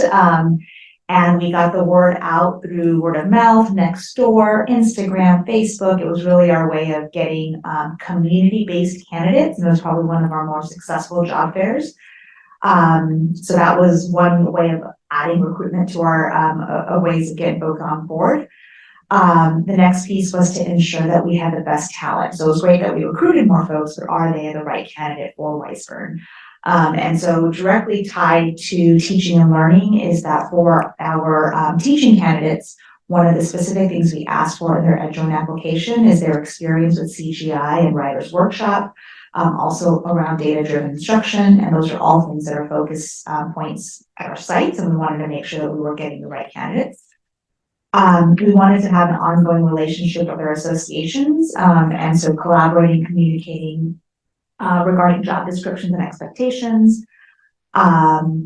We had to tackle some issues in terms of attendance and absences in certain job classifications, and really making sure people understood their value and what they bring onto our campuses, and that their one absence actually impacts the entire operations of a school site. Really proud that we were able to get full successor negotiations with both our associations in the last 2 years. And so that was a pretty big deal of kind of revamping our CBAs. Another great thing was aligning our Employee of the Year recognition with the county, state, and national timeline. Next week, we get to celebrate one of our teachers at the Teacher of the Year luncheon. And so there'll be more information coming, but this alignment actually helped us in terms of the performance of the teacher at the recognition level. So that's a great thing. Joanne, you talked about the back to school luncheon. That was also an ongoing collaboration and commitment with Connecta to not only offer their office space to us, but for the last 2 years, they have actually sponsored the luncheon. So last year was a barbecue. This year we had tacos. It saved the district office and some of the board members from having to barbecue that day because they had someone come on site. I think one of the most important things that we tied in with the business services office is to have position control, and that's really lending itself to more accountability over staff expenditures. And as folks resign or as folks come on board, is what need is it directly tied to? So we're glad that we were able to put that in place. Yeah. Probably said this already, but it did stick with me. What is data-driven instruction? So one of the questions we ask our applicants to fill out or to respond to is, if you've given students an exam or a test and you get your data back, how do you A, communicate that to the student and to the parents, and B, what do you do about that data? So if everyone got question number 2 wrong, what do you do the next day? Or if everyone got it correct, right? How are you going to then extend learning for those learners? And so we really wanted them to start thinking as if they're already in the classroom, what would they do? So it's more of an individual teacher approach, or do we look across the district for problems that all second graders have with math? So that's actually what happens during TCT time, is they look at their data. And so we wanted to prep them to see what sort of mindset are they coming in with, because it's not only just an individual piece, it actually is the second grade team is going to meet about these test results, right? And figure out what to do next. That's great, thanks.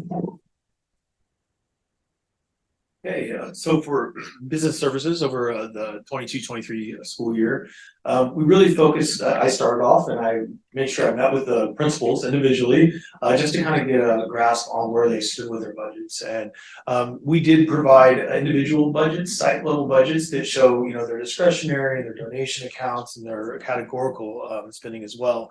And so there's also regular monitoring. They get updates on those budgets on, I want to say, about a quarterly, basis. And so they know where they stand with those budgets. For enrollment attendance, this is a really critical piece of the business service office when we talk about P1, P2, those certifications.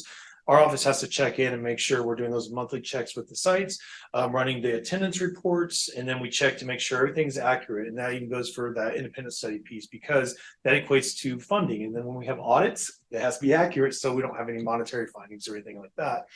When we get into the staffing and position control, you'll see some overlap with Dr. Dougal and myself. And then we work together, especially with special ed this year, to just really hone in on those contract services, and just making sure we were filling vacancies where needed and we were reducing as needed. And there were some tools that had to be created with that. So we made sure we had a working list of all the staff, but we made sure all the account strings, and I know the account strings, but does everybody understand what the resource number actually means? So is it out of, the special ed, or is it out of this? So we created a document we were working with, and we were able to really tell the story and figure out when there were vacancies, or we had to move or switch funding or split funding. We were working together throughout, and that created some savings as well. And then you'll see on the right, marketing, enrollment. Again, you probably, I'm on Instagram. I see the utilization and how much Eric and Porter and the team are just out there and really pushing. And so that definitely happened throughout the year. And then we see there was targeted outreach and also those site visits and those tours. So and I think our enrollment really reflects this year on the work that was done last year. And again, the one-time funding, I've said this at all the budget reports, it's just something we monitor throughout the year. We want to ensure that we're spending the money appropriately, and then we're also spending it down, and we're making sure that if we have one-time money that's supporting some ongoing, we're strategizing how to make that work. Okay, so going into this year, we're going to continue, with that recruitment through internal networks. And so, sorry. All right. Going back to like slide 1 of this continuous improvement, we have to always look for ways that we're going to increase our recruitment now. So we had our first, a new name for it now, it's going to be our pop-up job fair. We had one yesterday at Holly Glenn's back to school night. And so we set up a table. Sulka and I had a table in front of the PTA meeting. And we got quite a few folks to come by, which was a start. We hope they apply soon, but right. So it was just, we're trying to find different ways to get into the community. We have realized that our community-based applicants are actually long-term employees. They can walk to work, their kids go to the school, they can have the same holidays as their children at home. And so we're hoping we get more talent this way as well. So look for me at your school sites when you have events, we'll be there. And we're going to continue to foster our relationship with our associations. We have a great relationship with both CSEA and WFA, and we want to continue to build on that and build on that partnership. And as we, recruit more within our community, I think we are going to be able to be more inclusive in our strategic action when we're hiring folks as well. That these are students these are applicants and candidates and teachers and custodial staff and food service folks that our children can find an advocate in as they are the leading and inclusion practice. So that's it for this year. Now it's your turn, Jason. Let me grab my laptop. So do I.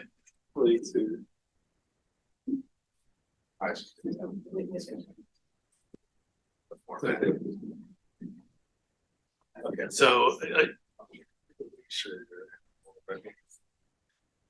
okay, so for the biggest we're gonna have that. We focused on the cost center model with special ed as we were evaluating everything. We want to really expand. But we want to expand the cost center model, and really it's a decentralized approach to give the leaders throughout the organization more ownership of the budget and more control. So it really aligns with the program and the budget. And so that's been a big piece that we've done with special ed this year, and then it's extending to ed services, our HR. Then we're even building upon what we're doing with the sites as well. The other thing is just taking a strategic look at there it is right there, ADA, and then just what steps are needed to really address the chronic absenteeism when we see it. We had a great kickoff this year with our office managers. I know Yiz was another, again, unified approach where Eileen had some of her team present to the office managers just some of the data, and we have now some tools that we can really identify any of those students that are getting on that list. So like say they have more than 5 absences, we're going to be able to find out who they are. We can, address it accordingly. And then that'll also combine with our social emotional piece with our counseling. And then if you see there, again, as we look at our ADA, it goes up or down, we'll have to adjust staff as needed. And then the final is just continue to increase those marketing efforts so we can get the word out there so we can hopefully increase enrollment and attendance overall. I think I'm the last slide. Thank you. Yeah, you're welcome. Excited, Blake? We have a few more slides. I'm just kidding. Yeah. I just, I'm good for one joke. I just wanted to, just let the board know, that's a lot of information. I'm glad we're able to get that to you, early enough for you to review it. I think you've had it for a few weeks. But it really captures last year, it captures the work that we're going to do next year. And so we want to continue to do that once a year to present that to the board. So you do get more of a comprehensive look at the work that we do and then that's being done and then be able to, identify our priorities and be able to share the priorities with you. So I know it was long, but thank you for bearing with us through that process and through the information. Blake, thank you. And I want to thank Cabinet too for the presentation and all the work that's gone into this in terms of district priorities. So thank you very much. I did have one quick question. I think Eileen is probably a question to you. Students are tested for science at 11th grade and 8th grade, is that correct? It is 5th grade and 8th grade. 8th grade, 8th grade, and then 11th grade, right? Yes. Right. They can take it at a different time in high school too. It doesn't have to be 11th grade. So here's where I think there's a window of opportunity for both Wiseburn and Da Vinci to work together. I'm not sure what kind of articulation is taking place, but had an opportunity to review a little bit with regards to the science assessments, and I think there's room to improve there. So I think that's one area in the future that I think we should look at between both organizations. So I think it's a great topic for our 3x3s with the other 2 board members, but I think that we need to probably look at that a little closer. And I know that's probably something that we'll look at for sure, a little closer next year. For sure. All right, I think I have a motion and a second on item 11.1. All in favor? Hi. Thank you. Excuse me, I just want to say thank you also. It's the first time that I recall we've had such a thorough presentation for district priorities where all the cabinet's been involved, and it's you can't execute a plan if you don't have one. And this plan is very specific, which is also important. You're able to measure it, which is also important. And it is just a really special the opportunity for our district to move forward in a very deliberate way. I really appreciate it. Thank you. Thank you. Item 11.2, do I have a motion? It's the approving a settlement agreement. Thank you, Rebecca. Second. Second.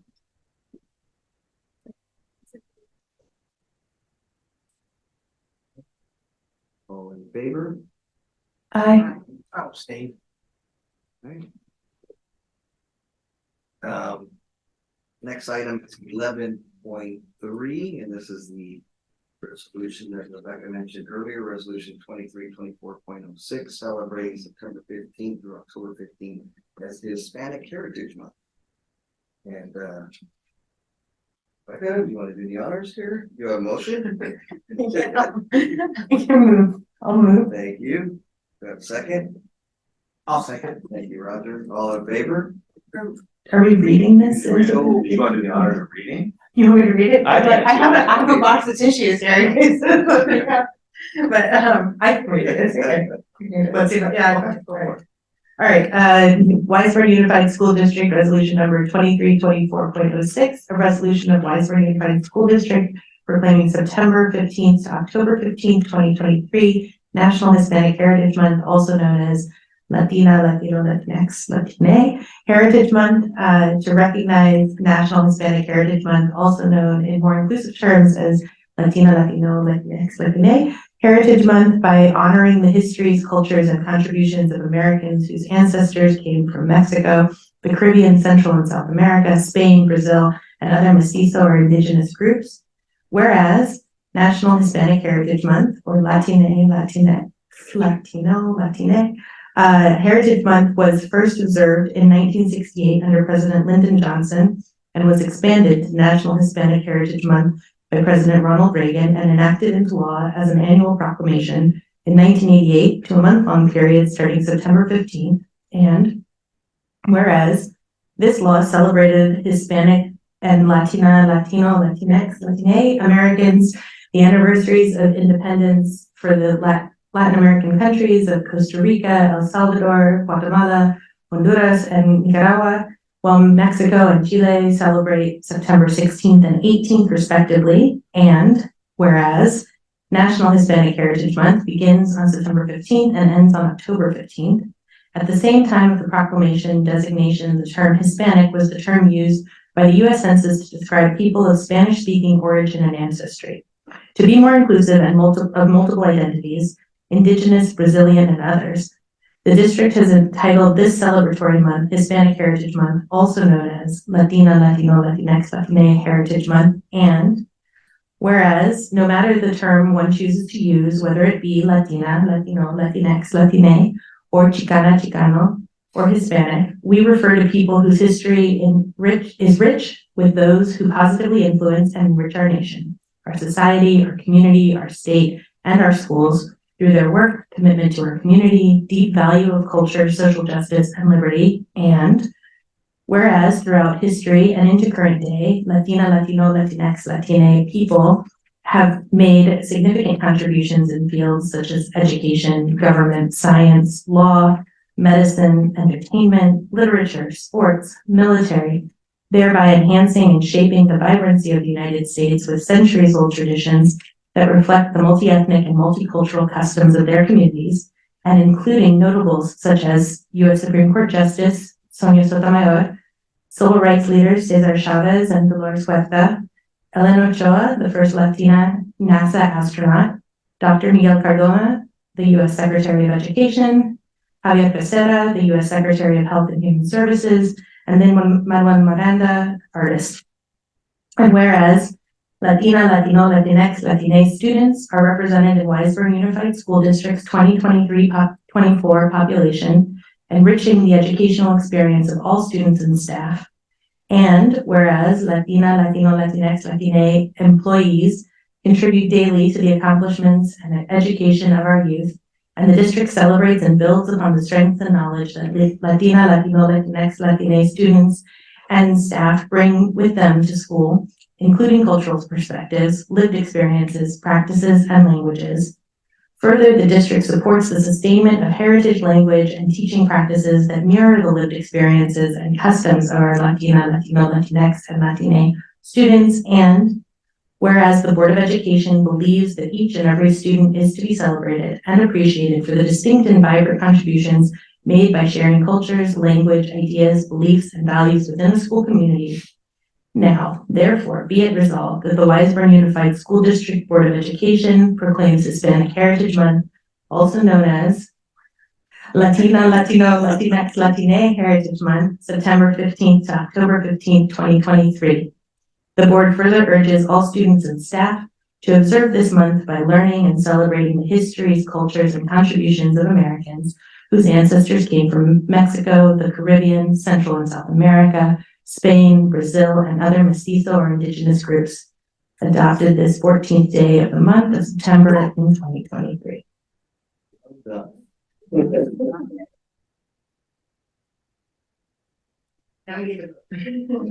All in favor? Aye.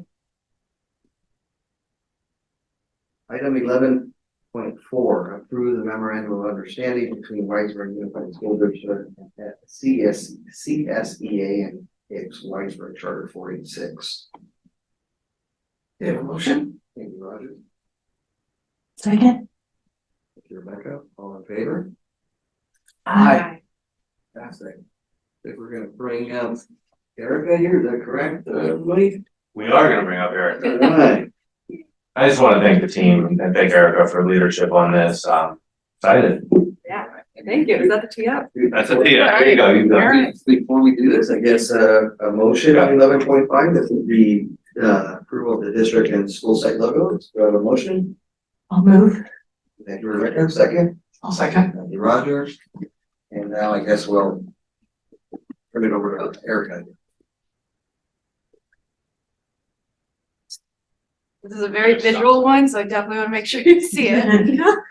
Well, thank you all for having me. Appreciate you guys making time to talk about this. I'm very excited about this one. I think I always get up here and talk about how excited I am, but I really get the fun stuff. Like, this is so fun to look at. So I do have some notes because I'm liable to go off script on this one, so hope you'll excuse that. But so today we are talking about our rebranding, our brand refresh that we're looking at. So obviously following the renaming of our schools, we started looking at our signage and realizing we have some needs in terms of our brand and our logos. So we picked these names that can really stand the test of time, right? But we started realizing as we're looking at permanent signage, do we actually have logos and signage that will reflect and stand the test of time? And we weren't so sure about that. So we started thinking about the logos in the summer. It started there.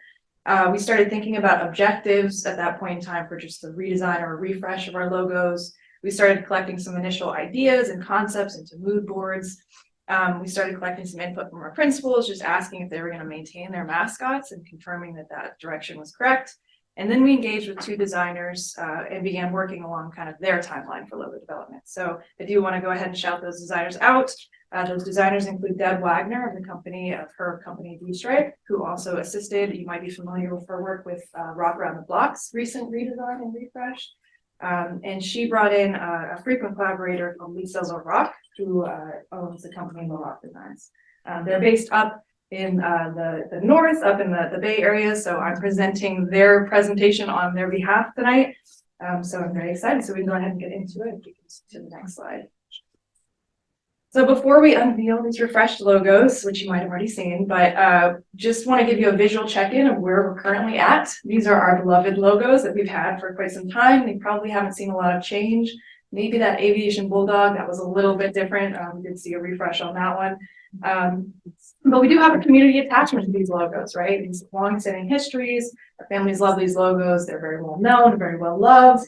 And so we really wanted to make sure that we maintained that appreciation for our history and didn't just go in a completely different direction, right? We wanted something that still made our families feel like this was the same school. We got through a lot of change with the name. We didn't want to also change up the logo too drastically, but we did want to, modernize and refresh.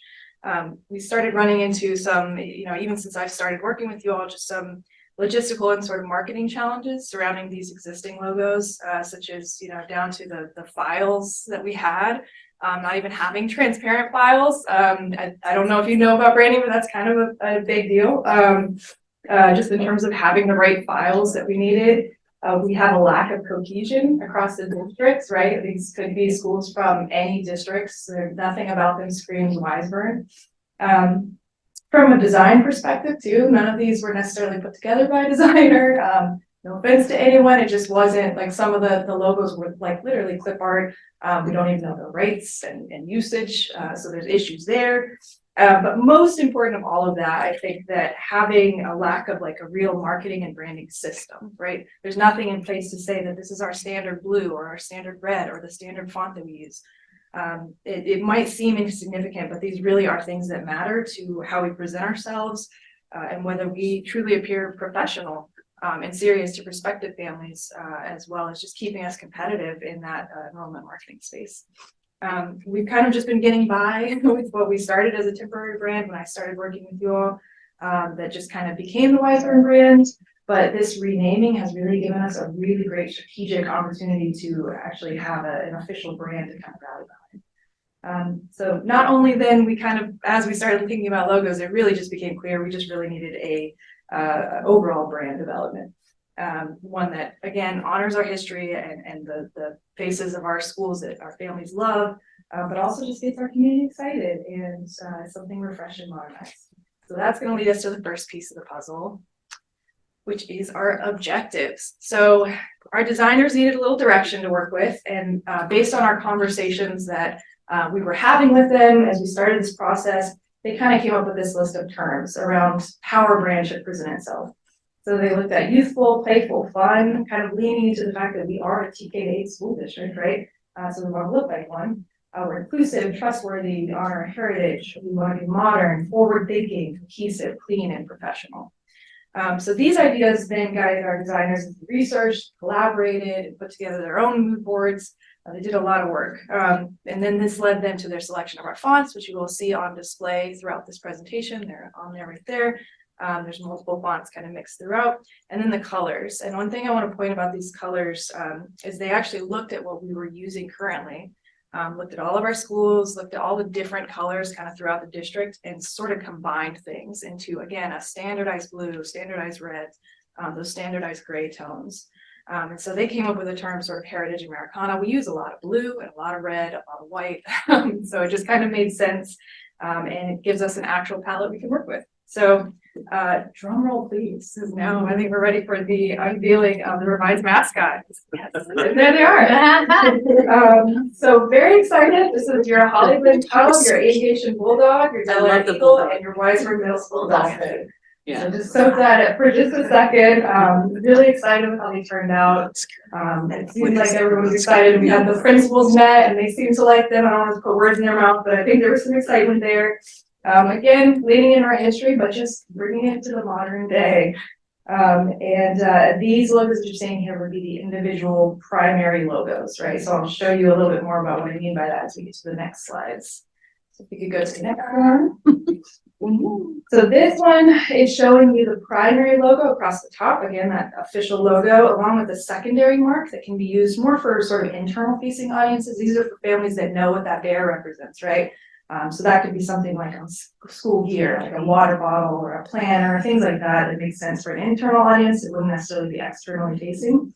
Plus, at the very bottom, that third row, you have a two-toned option that is the original or the primary logo that could be easily printed on a t-shirt, right? That was the request from our principals. We had told the designers, you know, it'd be really great if by the end of this process, once we're approved, we could get that. They went ahead and just gave it to us. So it was really phenomenal that they already provided those assets. And one of my favorite things about this slide is that you notice that each school has their own color. So I love color coding, that just from an organizational perspective, it's really nice. So each school is affiliated with a color and they own that color. That's their color.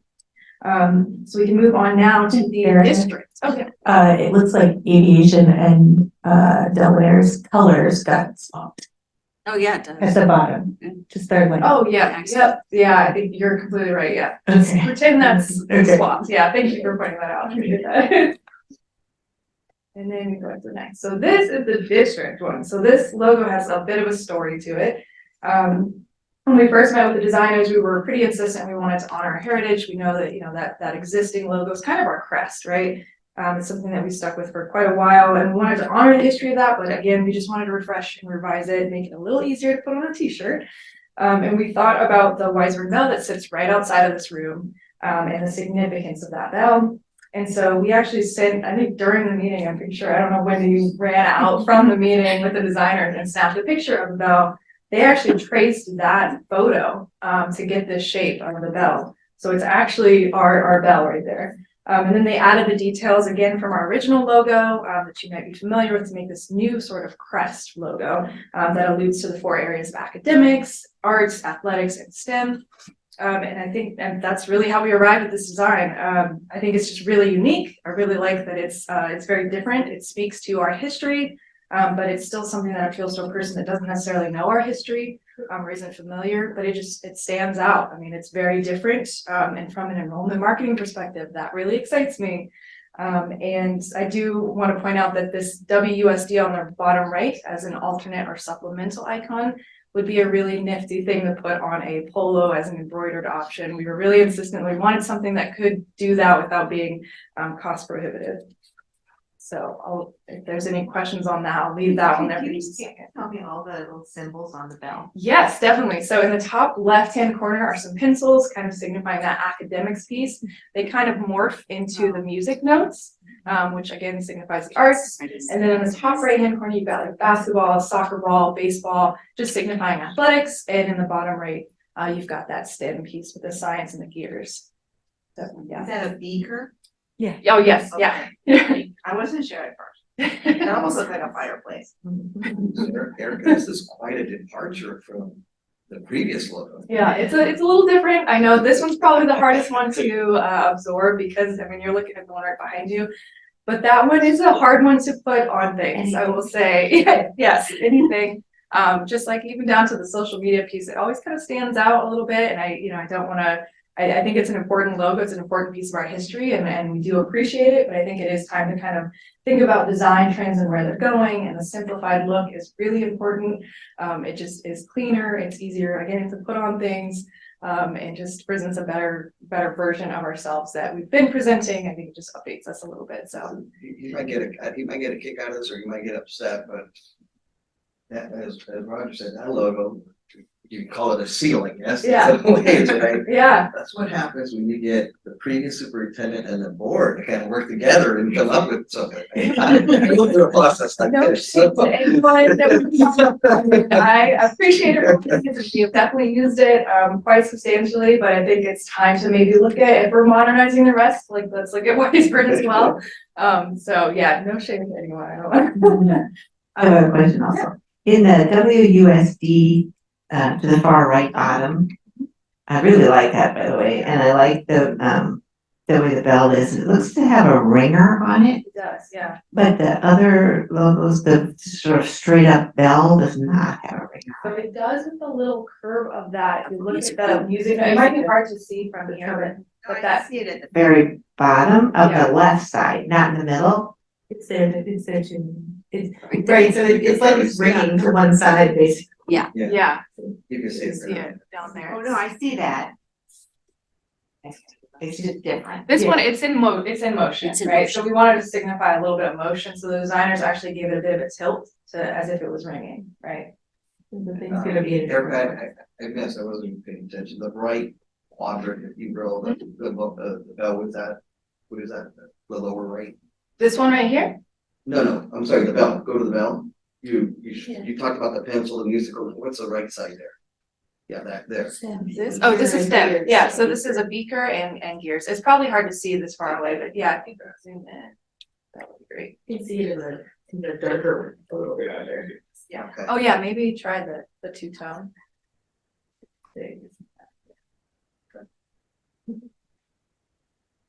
Yeah. Any other questions on that one before we move on to the more in-depth school logo slides? All right, and then we'll look at Holly Blend. So these are just other views of the school logos. Our designers are great in that they really wanted to give us multiple options for things in case we didn't like the primary logo. They even had other logo design options, but what you're seeing in that bottom right-hand corner, in addition to your stacked primary logo and your horizontal logo, they gave us these alternate and supplemental icons, including the two-toned, which is the first one on the left. They even gave us a colored in bear, should we want to use that. And they really wanted to match the mascot so that the kids could really connect with their staying with the mascot to the logo, which I thought was a really great touch. They even referenced a photo of the mascot to kind of draw the new face for that one. And then we have just a bear kind of peeking out. We have one with a hat just in case, because there was a hat on the original and it's really cute. And then we also have these, each school site has these letters that they can use. Really, we were thinking about it from an athletics perspective initially, but I think it would be really great merchandise as well for the kids to have t-shirts or anything with that little H logo emblazoned on it. It's a great touch. And then there's also that little paw print can be used for all kinds of things, from website to social media. It's just a nice little design piece that we can use to enhance things. And so that's Holly Blend. We want to go on down to aviation. I love the bulldog. He is so cool. I don't have too much to add on this one. The same thing as the other. I mean, you've got the alternate supplemental icons. Just note that the bulldog without the sunglasses on, that's just really for us. We won't be using that one.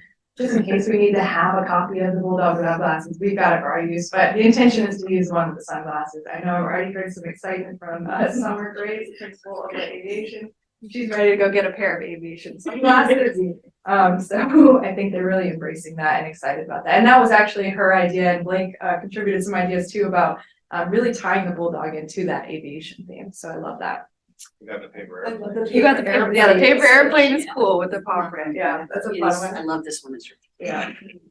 And then if you want to slide down to Del Air, So we found out in creating Del Airs, that it's really hard to draw an eagle that's like not threatening. And it also doesn't look like a parrot. So this is kind of a second version of the mascot, and we landed on this one and loved this one. So the first version was a little more parody than it was eagly, but this one I think they really nailed it. And I actually want to credit Wendy with the idea to put the beak of that color because we were struggling with the colors, and Wendy had a great idea. She didn't want to take credit for it, but I'm going to give her credit now. That was her idea to do that, and it really tied the whole thing together. So thank you to Wendy for that one. And then I think we can move on now to the Weismer Middle School. They love the feet. The feet are hysterical. Remarkable. Oh, I know. I think that's the. Agreed. Love it. That's not fast.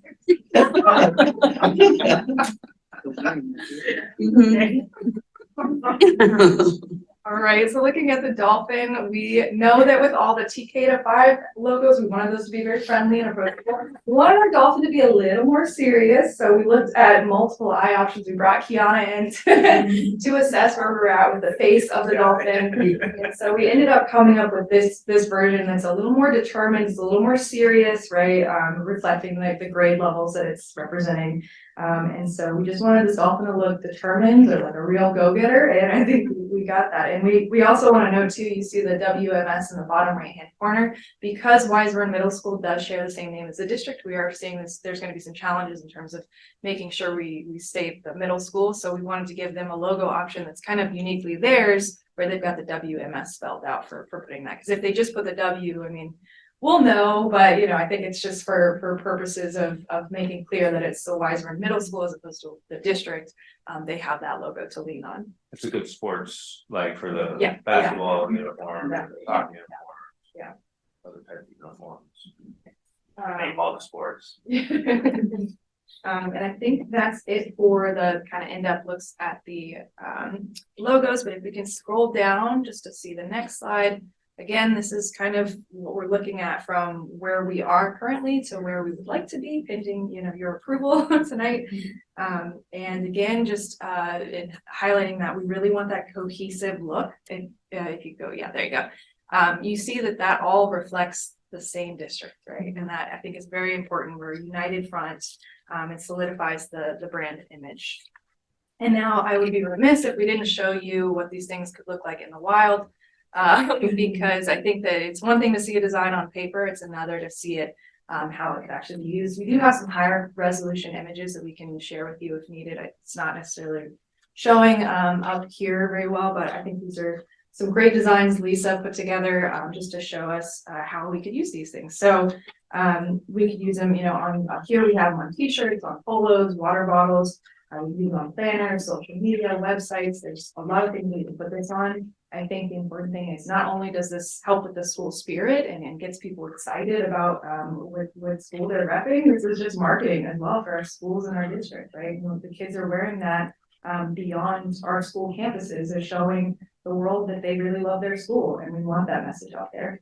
And this modern direction also kind of, I think personally, and I hope you agree, really just establishes us so clearly as the kind of caring and modern and thoughtful district that I think we are in practice. And I really feel that just translates to our prospective families and makes our current families excited to be here with these designs.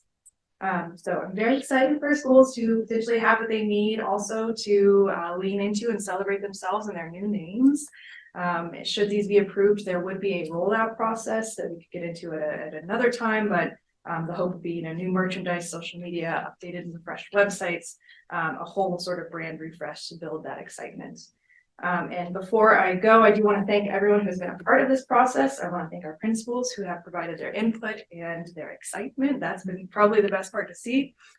Just want to thank Blake for kind of exploring this much needed process. I did talk with him about this probably in our first couple of months of working together about the brand and where it was at. And I think the timing has finally kind of been right to do this. And I'm glad we're doing it now as opposed to any time previously.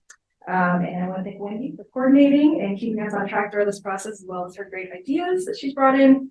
I want to extend my thanks and appreciation to the designers who worked really hard and quickly to pull this together and create something that I'm excited by. And I think our families were great. And lastly, but not least, thank you to you all for your leadership in the renaming process and for ushering us into this exciting new chapter full of possibilities and for your time tonight. So with that, I'm going to stop and take any questions you may have. I have a question. I'm going to be a naysayer, and so. I'm not, that's not how I feel. I'm a little concerned about the bell. I can work with that. Two things. One, the moment I saw it, and I just said this to Nelson, the moment I saw it, it looked like a Darth Vader helmet. That's it. Okay, that's a take on that one. All right. Or a woman's hat. Okay. I'm sorry. So I do like the bell shape, and it's different that's in the logo. Yeah. Could we make the sort of standalone logo more like a bell? Like you see the angles on the one in the WUSD? Yeah. It's way more distinctive. You know that's a bell. Yeah. Okay. The logo, just like I said, the first thing I thought of was a Darth Vader helmet. Okay. All right. Maybe it's because I got all boys. Yeah. I can see it. Now that you say it, I can see it. I definitely can see it. Yeah. And or some sort of hat. I wear hats. I have to wear hats all the time now. And it looked like one of my hats. Okay. So I don't care the design. It's this shape. We can get you a hat like that. Come on. Yeah, maybe that's what I got. Maybe I'll put it right over my face. But the bell shape in the WUSD is definitely a bell. It's more recognized. Okay. So I mean, okay. Yeah, I hear you. Yeah. And I think you can tilt this graphic, Tilt it, yeah. right? Like you can put it at a different angle, right? It's just skewing it. Okay. That's also a really good suggestion. Yeah. Maybe just tilted it, you know, like 15 degrees or something. it's a on the- tilted on the- Just elongate it a little bit. I'm not gonna. I don't want to second guess the designers. work of the professionals on the thing. But otherwise, I think I really love the character logos that came out, the schools, Great. I think they all did really great. I hear the inspiration for the bell, and I'm not like here to like get rid of it, but I don't know how many people know about the bell in the office. So I think that like we might have to do some like explanation or like remind people or put it next to something, because I honestly I don't know the history of the bell. But I know that it's there and I've seen it and walked by it and but I don't know how many people have visited the district office or know it, and I don't know if the kids will know it and like things like that. But I do also recognize that like bells are associated with schools too, right? We have to bring in the school day and recess and all of those things. So I'm not opposed to it. I just like don't know right now that it signifies Wiseburn to me. It doesn't scream it without an explanation of like why we chose it. So Definitely. in the rollout, I think that has to We be could apparent. have, as part of the rollout, there would be sort of a letter going out talking about it, and I think that's where we can address those things, but I do think having a brand story is really powerful. So I'd love to advocate for that portion of it, but definitely hear what you're saying about the bell. I think, you know, I don't know how you wanna revisit that with the designers, but I'm looking at my best Darth Vader voice. And I thought I may mess it up. I know. Bell in the middle of the thing, but it's hard. I honestly, as you just said that, I never looked closely enough at the other one to see that the bell was in the center. Distracted by everything else. I'm not gonna critique what's up there, but maybe tilting the logo as a like standard, as instead of having it, you know, straight up and down would be like just an easy fix, because anybody could do that manipulation, but if we had a standard angle that it was at, would be helpful. Great. Because then the thing goes off of center either, right? Yeah. Right, then it looks like it's ringing. The clapper Right, could be. actually in motion. Wondering if in the logo without the word Wiseburn. If it's just a bell, do people identify that's the Wiseburn Unified School District? The hope is that we would be putting it out there enough that, yes, that would become a recognizable logo. I think that's why I like the uniqueness of it, is that we don't look like any other school districts, right? I think a lot of other school districts, I mean, it's kind of, I don't wanna speculate on other school district logos, but I do think that this is just unique enough that it, over time, with marketing and with efforts put into actually using this logo, it will become recognizable, right? So I don't know. Yeah, standalone, I mean, I think if you look at the two-tone version of it, you probably have a better sense of, yeah. That's, sorry, I didn't know this, but the two-tone, gives you sort of an impression of it that I think might be stronger recognizably, you know, just out there in the wild, but. In the primary logo, you would include Wiseburg Unified School District. It would not be, the primary logo would Yeah. never stand on its own. Exactly. The bell by itself would only appear as like Yeah. like the- social media the platform. IG graphic or something.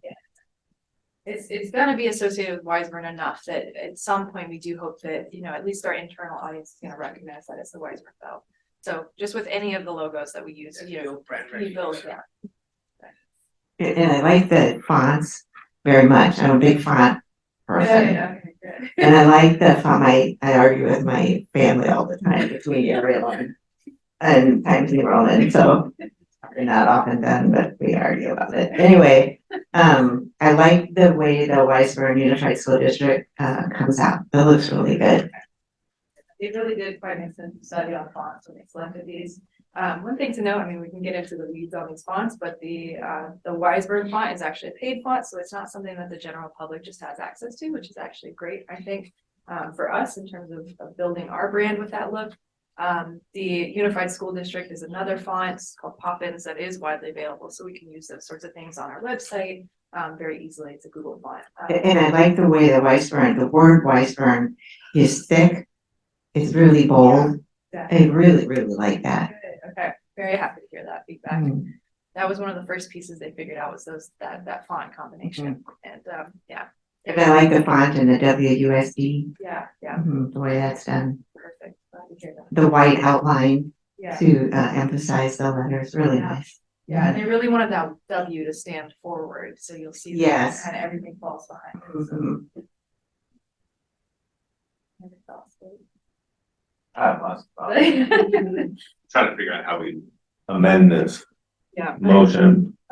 We're gonna have to, I mean, can we approve the concept and design and, you know, subject to To the- the final modification on the district logo itself? that's what I was thinking, or yes. Let's Because then the schools will have their logos that they can start. Right, that's what we, I Using. mean, yeah, absolutely. That's probably the more important step. We do want to roll them all out together. This should be a unified process, so I would say that the whole rollout process will be halted in the event that we're holding for one logo, so including the district logo, so. If we're just tweaking, Joanne, the angle of the bell, I feel like I'm willing to approve the design.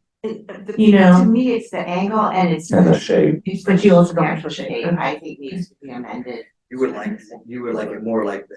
Like what's the bell in in the U, yeah. Correct. That is the same shape. It's just the clappers It's in a not- different place. Look at tilted. it's the bell, the shape at the bottom, it's got more of a point to it. The other bell is, that one's okay, but that's the one above it. Right.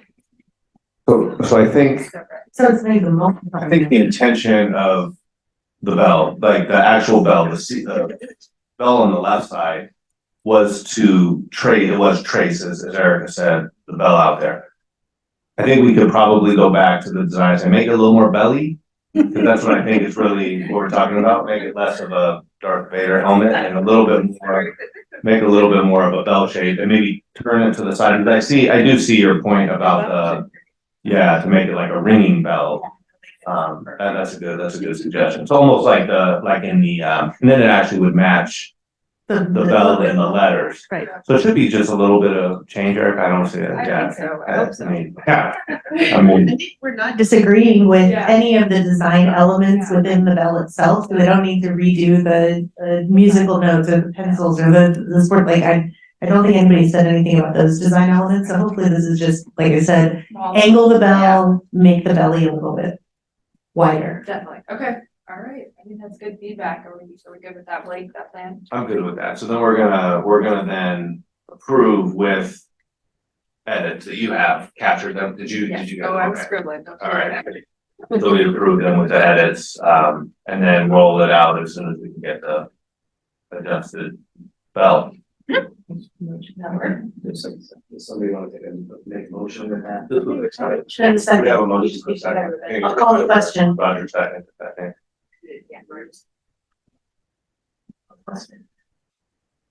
So what's the, so we're not approving it as it is. Correct. Okay. What's the language? All right, so as the mover, I will amend my motion to approve whatever the agenda item is with minor modifications as discussed at the meeting.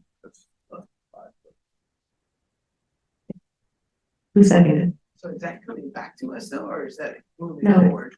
Forward. In this scenario, it moves forward and we would So adjust it. we wouldn't see the You final wouldn't product. see the final Before. product. Yeah. You would see the final product, but it would already be technically approved. Do you wanna see the final product?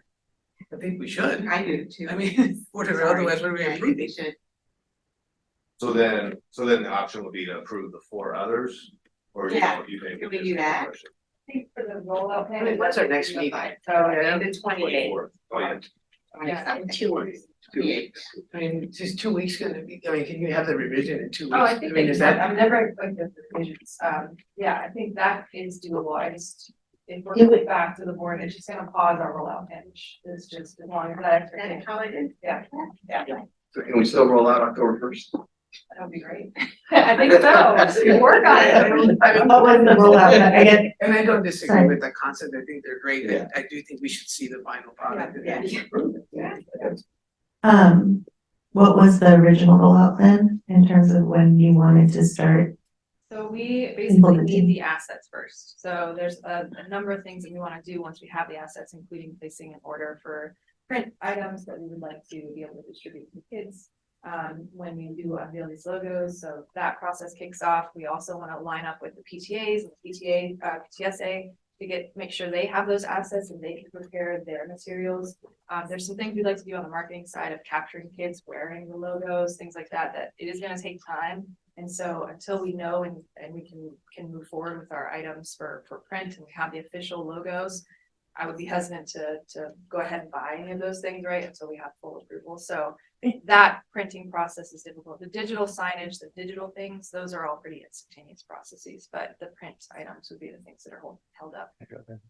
I'm gonna question one thing and maybe just push back, is that I think the people are waiting, the principals are waiting for the school logos. Could we approve the school logos? I know it's not ideal, but I don't think too many people, I don't wanna say don't care, that's wrong. I think not so many people are waiting for this Weisburn logo to come out, I think they're waiting for the dog and, the bulldog and the eagle and that. Can we approve that today? Yeah. Get those rolled out, because we have the website, and I know it's not ideal from a marketing standpoint, but I just think to move forward with what you're saying gets us to a place quicker and we can bring the bell back the next time. And go from there. Well, and one more, like, I guess to tag on to that is that you could ask the schools to hold a rollout, but the PTAs could start ordering That's what- items and have the stuff to do that, but then the rollout would actually take place with like the unveiling of the new websites and putting it in the newsletter and all of that kind of stuff, but you could do all of these other things with the schools. Even in the next couple weeks, if that was part of the timeline anyways. So long as principals are all good. Okay. All right. All right. There's definitely a lot of need for the schools to have their logos. We don't have as immediate of a need as the schools do. So I just think it's good to get their business going and Wendy, I'm gonna amend the motion one more amended. time. So. And my new motion is to approve 11.5 for the, hey. We're approving 11.5 except for the district logo, which will undergo some modifications. And so that logo is being tabled to the next meeting. That's perfect, thank you, yeah, as long as we have full approval, we can start printing. Good with that. And I would second that. Please. Right. All in favor? Aye. Aye.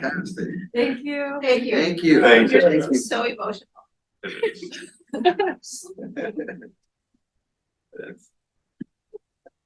And it's. Item. Thank you, Erica. Very excited. Oh, this is. 11.6, this is you, Rebecca. Are you gonna read these resolutions? Everyone, no. But I will move to approve 11.6. Is there a second? I'll second. All in favor? I have a question on this. Yes. And I have a comment. So this is, so what we're approving today is a list of resolutions, but there's no actual resolution being approved. That's correct. That's right. That's correct. That's right. So are these resolutions that we've approved, today we approved one, so that's on the list here. So are these is this list what we've approved in the past? Oh, sorry. Is this a list of resolutions that the board has previously approved already in some sort of form, or is new language gonna be put in? I don't know what we're approving. So the language of the resolution may change a little bit because we updated and, you know, we look at, you know, different organizations that put out resolutions for these specific months. So that may change, but these resolutions are resolutions. I believe every single one of these has been brought to the board. It hasn't been as consistent as we would like it. There may be one or two, Monique, I don't know. There are some new ones. There are definitely some new ones on your Pride Month in particular. Do you know which ones are new? I can tell you which ones. Okay. Oh. Just kidding. We have done Black History Month in the past, National School Counseling Week, National Teacher Appreciation Week, Classified School Employee Week, Pride Month. Those have definitely been. We've done drug free. We've done Red Ribbon Week resolution. So which ones are new? No, we've done just kind of graduation. Native American Heritage Month, Military Family Appreciation Month, Disability Awareness Month. We've done that one We've before. done that. Yeah. And We've done National Teacher Appreciation Week, we've done National Classified Employee Week, we've done Asian American Pacific Islander Heritage Month. We've done, I don't know if we've done the resolution for, but we've honored National Speech Pathologist Day. Pride Month. So the vast majority of these we've done. With the addition, I'm so sorry, let's go through the ones that I know I just confused it more. we have not done bullying prevention month. No, I don't think we have. I like, that's a great one to have. You said Military Family Appreciation Month this year. I believe it is, Yeah, I yeah. don't remember that. I don't either. Yeah. We've done disability awareness. I don't remember. That's a new one. I think, like Dr. Silver said, I think we've made acknowledgements, but not in the form of a resolution. Yeah, okay. So I think we've acknowledged Disability Awareness Month, and National Speech Pathologist Day, but not in the form of a resolution. And I think we haven't been consistent. Right, Last that's it. year, we didn't do Hispanic Heritage. Right. I don't You're right. double check my before I made my comments, but so there's been some inconsistency. So I think this, to me, I'm happy to see this calendar and like bring a little consistency year over year potentially to like the resolutions that we will adopt to recognize various months. So that's what I think we're doing, right, is to just say we're going to consider these resolutions in these months. Right, so the idea is that this is a schedule and these resolutions will be presented to the board prior to these months or these dates. Not that you're approving the resolution now, just the schedule. Okay, because that was my concern. There is no resolution in the attachment, so I wasn't sure what we were being asked to approve. So we're approving that these resolutions or a resolution will come to the board for approval on this calendar schedule every year. Okay, now I understand what we're being asked to do. For this school year.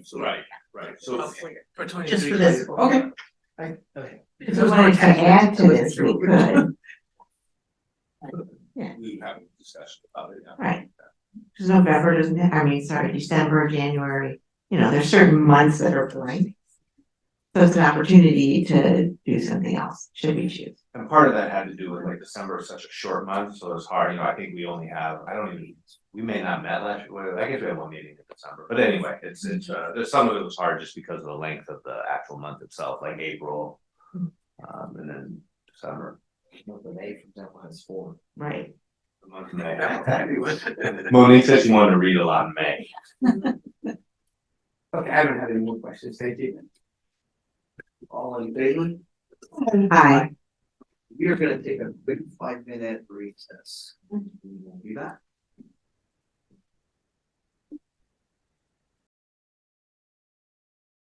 Oh, we are back. I believe we are on item 12, action items for facilities. And let's see here. Do I have a motion Move to for? approve 12.1 and 2. Yeah, great. Thank you. Oh, I'll second that. Fantastic. Thank you, Rebecca. Thank you, Joanne. All in favor? Question on 12. Absolutely. Sorry, Roger. Let's go back to 12.1. Roger, got it. 12.1 here is a Question. Hold on. The work that was done at the SLC, was it because of the rain or damage?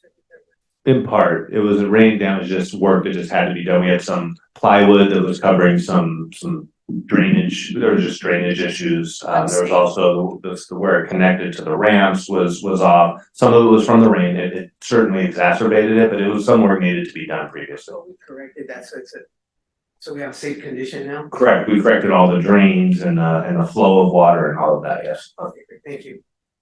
Roger. All in favor? Hi. Thank you. Now let's go to action items here. And these are for fiscal item 13, and we'll start with 13.1. And I think Jason just passed out a nice book here.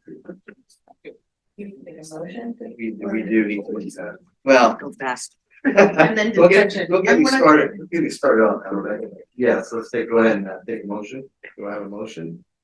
I'll motion. Thank you, Joanne. Second? I'll second. Thank you, Roger. Jason, you are up. Okay, great. So I'm going to present to you the unaudited actuals report for 22-23.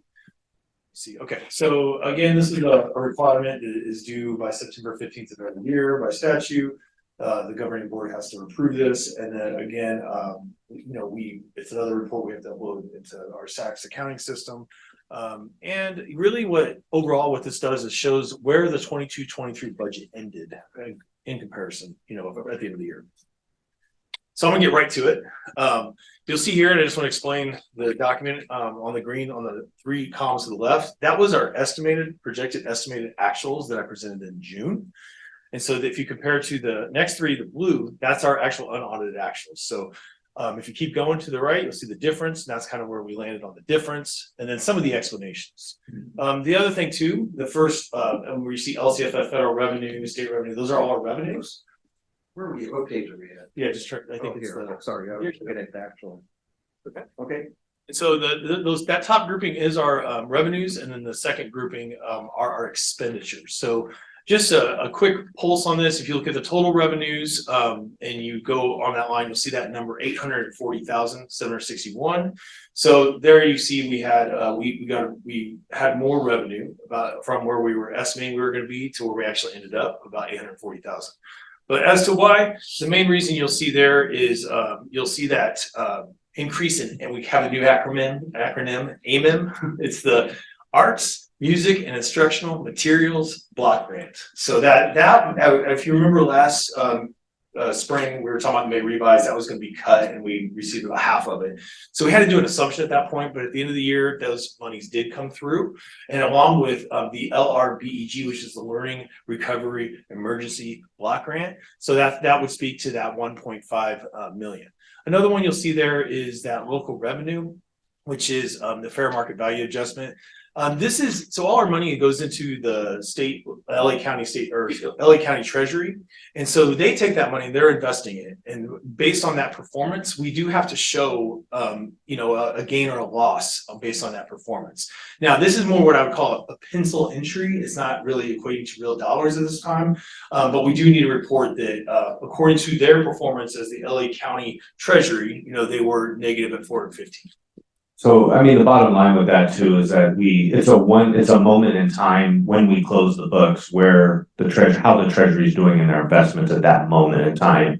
And so it isn't a real dollar loss. It's just, but we have to, as of 2021, have to report it in our, for our audit. But does it turn into a real number? If everybody were to withdraw the money in the pool at one time.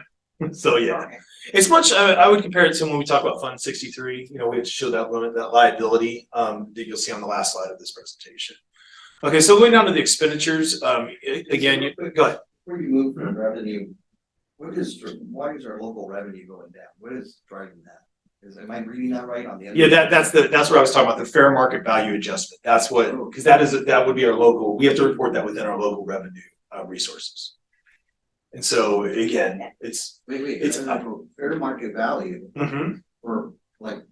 No, just it's fair market value of what our money in the LA County Treasury performs. So they invest that money, and based on all their investments, they have a percentage up and down. And so that right now it went negative according to the closing of the books, and equates to about $415,000. But again, it's a pencil entry, and it wouldn't be really real dollars unless everybody were to withdraw their money all at once. So what used to happen, Nelson, is we make that entry, and then the very next day we would show it as a revenue, because essentially you're not really losing $415,000. But now with the auditing rule, you just can't do that. So we show it. So then at first interim, it'll show differently again. Like you'll see an adjustment at first interim. Okay. And so as we go down to expenditures, and I'll take note of that expenses line. If you go all the way to the right, a good thing about this line are negatives. So that means we spent less than what we planned on spending, and total expenditures were down from estimated actuals to unaudited actuals about 599,000. And you'll see there, so again, there's different reasons, but overall, one of the highlights I'd say for the expenditures, we did charge indirect, about 4.77% were permissible. And if you go to that 101,000, that was what that equated to. However, we had to move some of that to the restricted, which really came down to about 27,000 extra dollars. And then we go down, and I want to show the transfer in and out. That we've talked about that with the preschool. We were looking at about 205. We came in around 199,000, a little less on the preschool. So what that means is we're transferring money out from our general fund to pay for any deficit in that preschool, which is an enterprise or entrepreneurial program. The other, yes. Sorry, just back up on books and supplies. How did we end up saving the 400,000? So if we were planning on spending that money and we didn't spend it, or we did another, we used some other source of money. But yeah. I guess we were budgeting for a textbook adoption at one point. So we had that money, but now we're waiting a year. We're going to work with the math committee to determine that textbook adoption. It'll show up again in a future year as an expense, so that's the math, that money is going to be for the math. For math adoption. Okay. Yep. All right, thank you. And as you go down, I will get to the contribution. Let's look at that. So we had an estimated actual around 7,014,000, and then we actually landed around 7,162,000. So that was an increase of our contribution. So again, we're taking from the general fund an extra 148,000 and moving it to unrestricted to pay for a deficit that we weren't able to cover with special ed. Again, why is that? Because that's an increase in special ed costs. If you move on down, and then I will go to, again, you'll see the fair market value that comes up there at 419 for the ending, the adjustment. But really here, the REU, that's our reserve for economic uncertainty. That is that key piece that shows that we're 3%. We have reserve. We did meet that. And then of course, the last part is unassigned, where we're looking at 1.2, and then we ended up at 1.8, which is about 538,000 extra dollars of unassigned money. It's just a quick snapshot of restricted revenues for just some of our other areas. The main highlight here, I just want to point out that arts, music, instruction block grant. You'll see there we were expecting to get 784, but in the end we ended up getting a 1.4, which was about $696,000 difference. ELUP, that was our after school programming. the state did call back a little bit of money on that one, based on, they didn't have enough money to pay for certain other programs that were of students with more underserved or higher underserved population. For LREBG, you see there, that's that learning recovery emergency block grant. We were looking at 1.4 and we ended up about 1.8, so that was an extra $387,000 there. We like that direction. Yes, we do too. I do too. I mean, overall, we're landing pretty, fairly here. So I'm gonna go to the next slide. So here's just, I wanted to give a COVID update, just so you know. This is just, when you see totals here, that's reflective of the accounts for this year, or the accounts that are closing this year, not the previous year's accounts that have already closed. So I want to be clear about that. The two there, you'll see we have expended, which is, I call it the ESSER 2 for 3216, and then the GEAR 2, those have been expended, and the deadline for expending of those was September 30th, 2023. If you go down to the bottom there, we still have about 477,000 left to spend by September of 2024. Yes. We're not gonna lose the 113, are we? Oh, that's 24. Never mind. Yep. We still got that. We got some. This year. It'll be that. Yeah. Okay. We'll go to the next. And this is just an update on our other funds. Child nutrition, you'll see at 831. You'll see, we talked about the special reserve, the non-capital outlay, that's at 718. The GO bond, right now, we're at 23,127,000. And then we get to develop fees, we're at 702. And it was just a reminder for that state school building OPSC Fund 35. That's that one we're using for the CT studio. We'll be working with Da Vinci on that. And back to Fund 63, which I mentioned earlier. This is reflective of that net pension liability. And again, it's like we have to account for if everybody were to withdraw at once, that's what we'd have to pay. We do have the money to pay this, if it happened, it wouldn't happen. And I think that. Yes, go ahead. Just to point out a couple of things.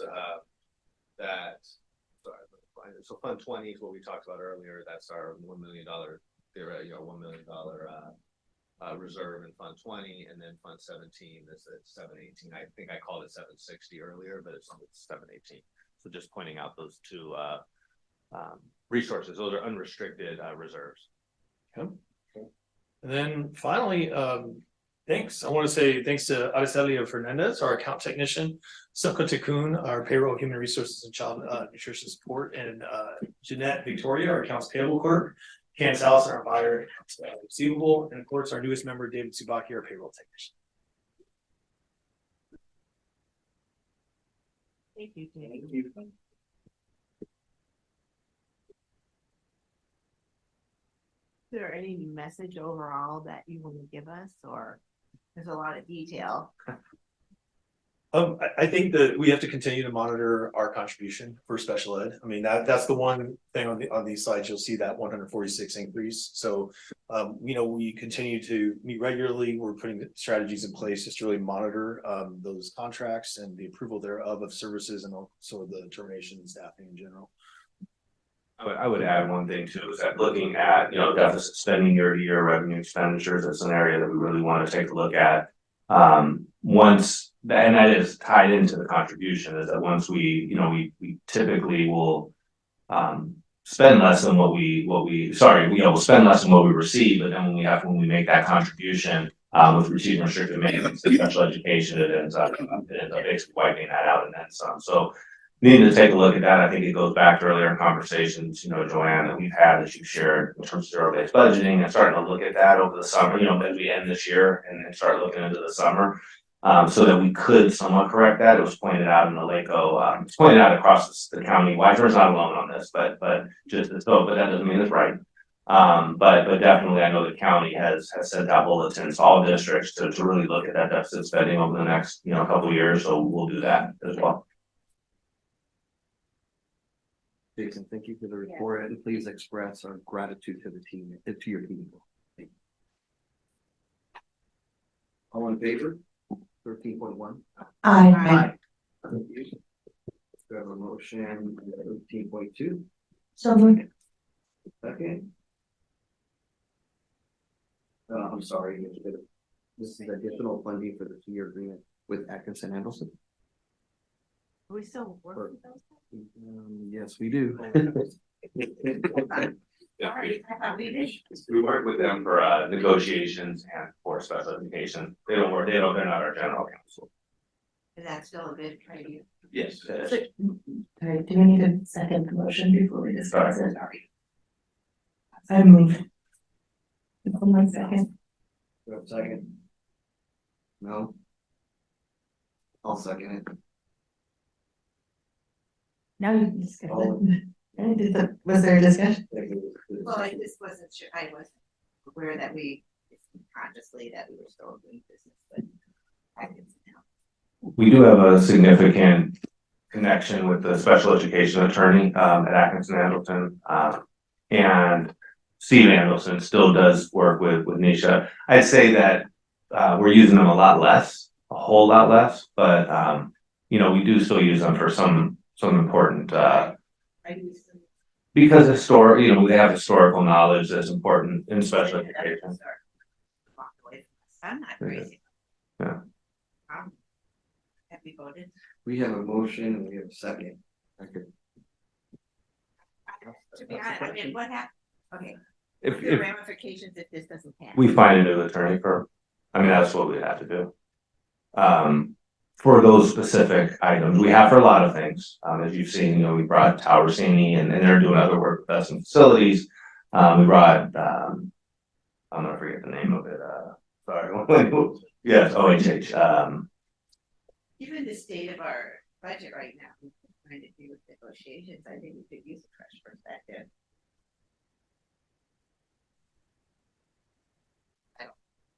Anyway, What's the maybe- implication? Sorry, I can ask one question about it. So is there money left on the retainer to like, if we could table it to the next meeting, would that have a significant impact?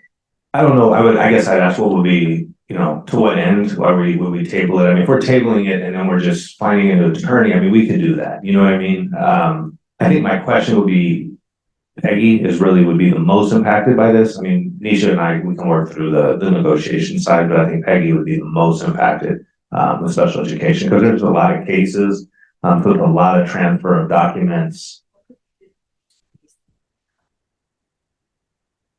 And not start new ones with them. That's so I'm questioning whether if we table the motion for 2 weeks and then the board could further consider expand our understanding of the services that are being provided by the firm in order to more fully be able to assess whether we want to extend the contract. I think the challenge here is that there's existing cases and journal documents that present problems. Right, I think that's what Rebecca's saying, though, let's so that we know what we're. Well, the 2-week delay in, you know, if we consider this at the September 28th meeting instead of at the now. I don't have Jason, I'd have to defer to you on that. Money to keep paying the bills. Yeah, I mean, For a that's- couple weeks, yeah. You have to check. Well, I guess the question I would have is, are we gonna bringing in a new attorney? I'm talking. So we have 30,000. Special ed. That, are we gonna pay double here because they're not familiar with it? I don't know, that's what we're trying to talk about.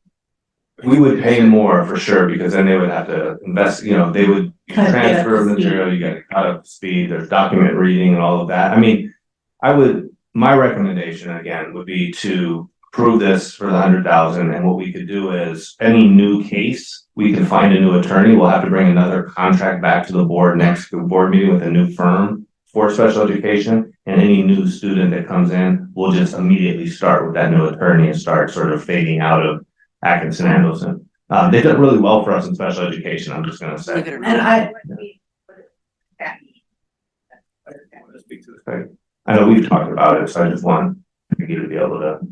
And I just want to say, like, I'm like, my asking about tabling it is not a vote in favor of like ditching the firm. Yeah. It's just, I don't know, it sounds like we were caught, you know, like, didn't understand what this was. Our bad.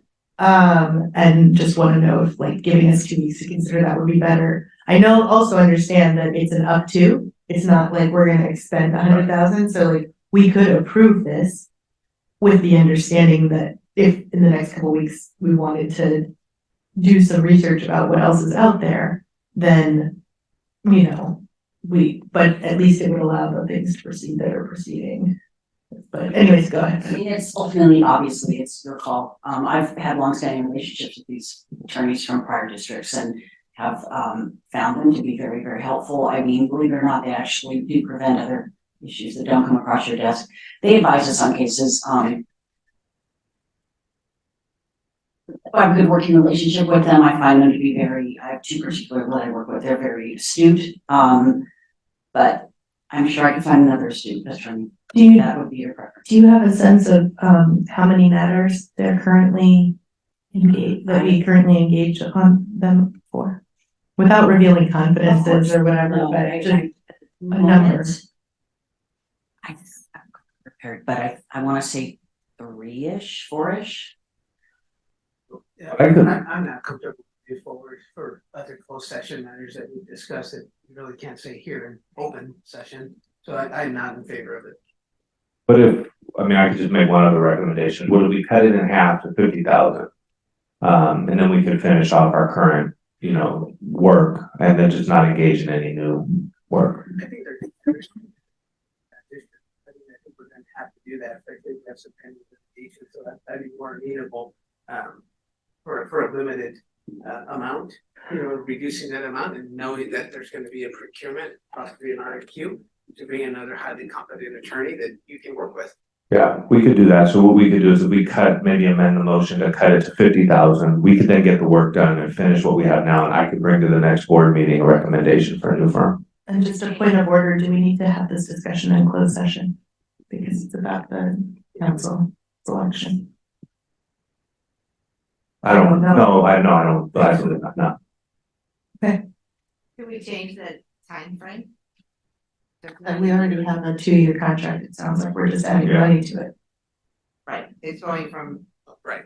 We're just adding money. It's going to another year, right? To appeal. I mean, do we need to revisit it sooner? Or are we? We could just pull the item. Another Let's just- attorney in 3 months. Let's just pull the item.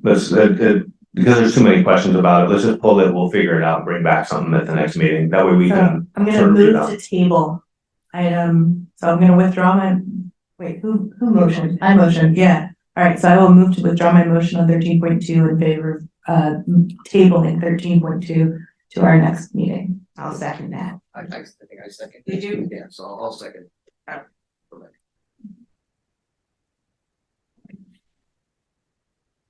Food item 13.3, approved purchase of laptops and accessories to support supplemental after school academic instruction at Weiser Middle School. I'll move. Thank you, Roger. Second. Rebecca, all in favor? Aye. Aye. 13.4, approve additional funds for public economics Inc. Yeah. Other,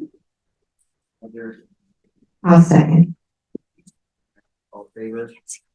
Aye.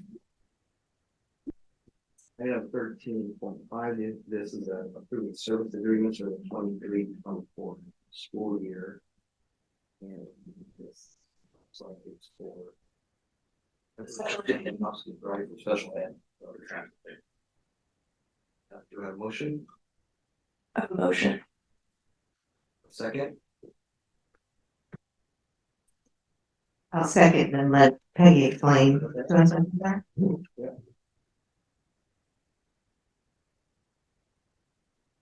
Would it be helpful if we just explain the next 4, or do you want to just take them one by one? You know what? Might not be a bad idea then. Since All right, I'm gonna amend my motion to consider items 13.4 to, I'm sorry, 13.5 to 13.8. Right. I second that motion 13.5 to 13.8. With the caveat that this is why we should be doing the presentations before we make motions. We could just do it that way.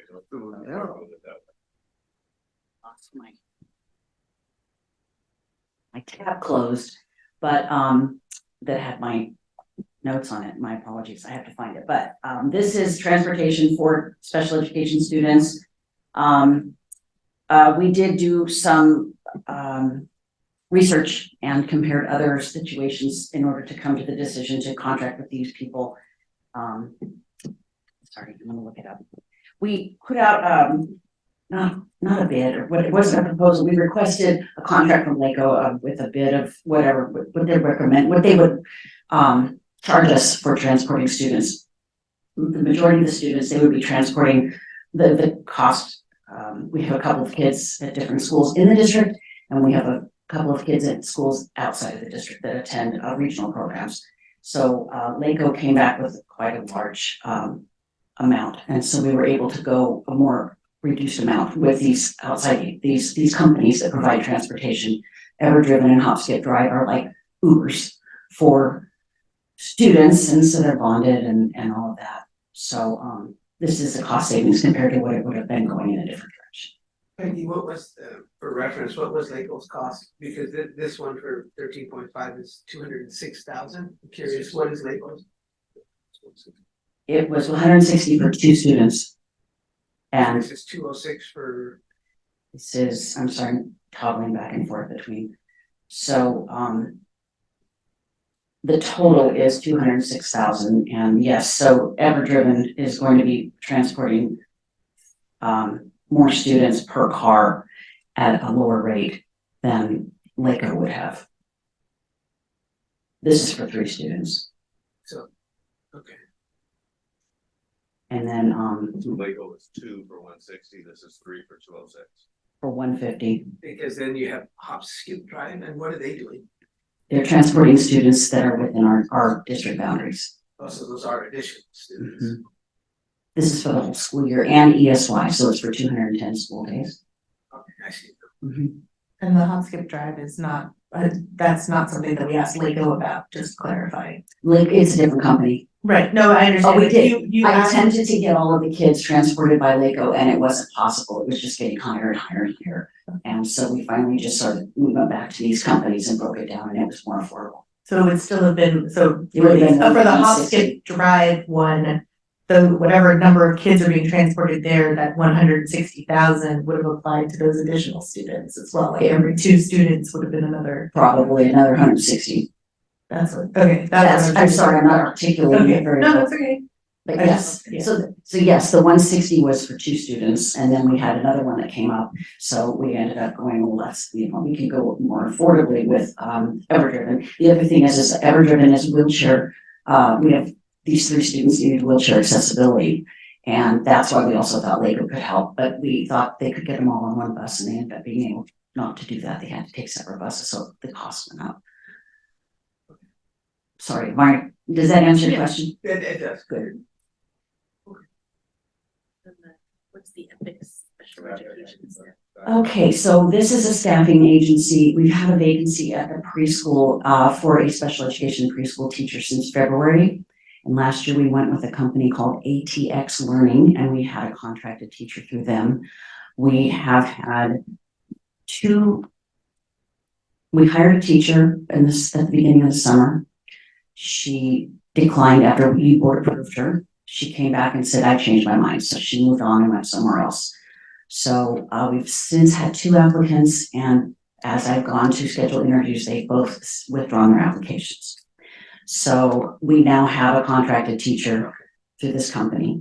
This is the one that I interpreted to be because I saw the note that said it was for a teacher position that was vacant since I think it was 2020. February. February 22, and I thought we were replacing it with a teacher, but I we wish. have to go in this route because we just don't have the pool to applicants. Correct. This would be, hopefully, we have vacancies still posted. And should someone apply and decide to let us interview them and accept the position and stay, then we would let this person, the contract agency would then be released. No question, if that's okay, just to clarify that, Roger's question, not 128,000, is that the full school year? Was that estimated for the entire school year? Budgeted for the full school year. So we may, if we were able to hire somebody, we may not spend that amount. No, but I guess my point is that if we hired somebody, I mean, all in, it would be more than $128,000, Yes, right, Jason? Right, Jason? So it's almost a wash, I mean. It would come out of salaries and benefits instead of the 5,000, instead of. So it's the whole year, that's what, I mean, that's. really That's what- correct. This is calculated for the whole year. And it's full time? Yes. Oh. maybe we don't need an internal teacher. The challenge with that is that then, there's no guarantee, well, there's never a guarantee that the person will stay, but in those situations, the teacher can also, when it's internal and they stay, they can develop more longer term relationships with the students, which is part of the reason my preference would be still internal. If the costs are comparable, right? Because this person can be assigned, they work for a different company, they're a consultant, they could go anywhere at basically any time, could. right? I mean, granted, we have a contract for a year. They could give us notice, just like They we could could give give us them. notice too, so it's, I don't know, I just still think there's a little bit more commitment when it's internal. Agreed. So if we can, I would still prefer to look at that. I absolutely wish we could hire someone, yeah. Okay, so fair enough, thank you. You continue The to. position is still open on EdJoin, Yeah. so we hope we get applicants. Also remember that this is a bargaining unit position, and so it isn't something that we go to an outside agency for to hire unless we are unable to fill it with Okay. our own. So as soon as we do find a qualified applicant who shows up for an interview, and we can interview them and check references and go through the process, we will hire that person. And this person, I just want to make sure I understand that the preschool and those ages have contracted because of TK expanding, but could this person service TK students? Do you know what I mean? Like, Yes. Okay. And how many students would be serviced by this? Up to 28. Okay. Look at the beginning of the school year, the preschool caseloads start quite low. So at the current time, we have 10 with 4 students pending, and so the cases could grow. Thank you. Actually, just a quick question on this Epic. If we actually have a teacher that's providing this for this coming year, do we have to advertise for the position next year internally? The position is still open on EdJoin. Like we are actively still recruiting for this position. The agreement we're signing with them is that it's a contract. I believe it's a 30-day release, like the other ones. Usually it's a 30-day release from these agencies. 20 for this one. 20, okay. And it usually takes us about 2 to 3 weeks to kind of hire the person, right? Get fingerprinted, get board approved and all of that. And so once we have someone in place, then we will release this agency person. Do we know, is it a shortage of people with these qualifications? Or is it our district that for some reason not appealing? For preschool special ed, it is a very unique qualification. They not only need the special education credential, they need the early childhood credential. So there's kind of additional things that go, additional things that are needed. So it's a unique qualification we're looking for. So this person from whom we're contracting has those qualifications? Yes. Okay. Could we hire that person if we chose? I'm just curious, so usually the contracts the teacher would sign with the employment agency is we can't hire them for 1 year unless usually they have like a finder's fee, which is ridiculous, thousands of dollars, like over 10. Yeah, 10, 20, $30,000 if we want to hire them on board, so. It's like a non-compete clause. We're not Right. allowed to. We do have a current employee, I will not mention the name, who took a year off from us, from the agency, went and worked somewhere else for a year, and now is one of our own employees, and so we didn't have to pay the headhunter fee, basically. Who was that, Nisha? Will not say. All right, next, all right. 13.7. 13.7. Okay, 13.7. Polylingua? Oh, yes, this is for interpreting and translating for students in the meetings and then also the documents. In the IEP meetings. In the IEP meetings and then, so interpreting at the meetings and translating the documents after meetings. These are needed services, obviously, right? Yeah. And they do both Spanish and then we have other languages as well we have to support within the district. And we did shop around on this one too, and this one is the most affordable. We had another agency that was that we had used in prior years. You had board approved them. I forget the Language Network or something like that, and they were this is much more cost effective. Just for IEP meetings, the actual meetings, in-person meetings, we are working with our own internal staff who does have, who do receive the bilingual stipend. I will say with IEPs and translating on the spot, it's a big deal. So it's just an academic language, it's terminology. And so I am working with the association, but we are working with not just this agency trying to get our own employees to do it as well, but do know that they have their current role and then also having to translate an IEP is additional, right? So yes, they do get a stipend, but this is kind of a very unique translation service as well. It's not as simple as talking to a parent and, you know, Why the child is ill. yeah. Why are you sick? Why didn't you come to school today? And translating the IEP is a little bit more intense. Yeah, very. And accuracy is so important, you know. 13.8. The settlement agreement. Oh, this was, so last year there was a settlement agreement that you approved and you approved this agency as well to provide services. And the settlement agreement went through August of this year. So we had to do a new board item to cover July and August for the rest of the, the authorization was when I did the contract for the agency, it went through the end of June. So this is just to complete those last 2 months of the, agreement. I think I'm missing something. Is this a settlement agreement? This is services. It doesn't read that way. It says master contract. It's a contract with an agency to fulfill the obligations of the settlement agreement. Got it. Okay. And it's the last 2 months that were owed to the student.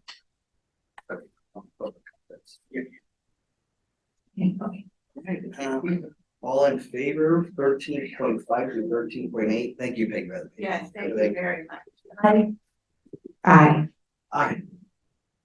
Fantastic.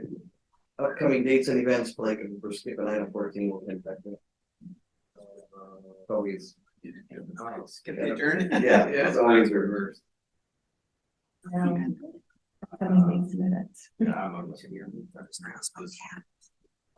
None. We'll update after the next board meeting. I'm sorry. All right. That concludes the meeting, everyone. Thank you.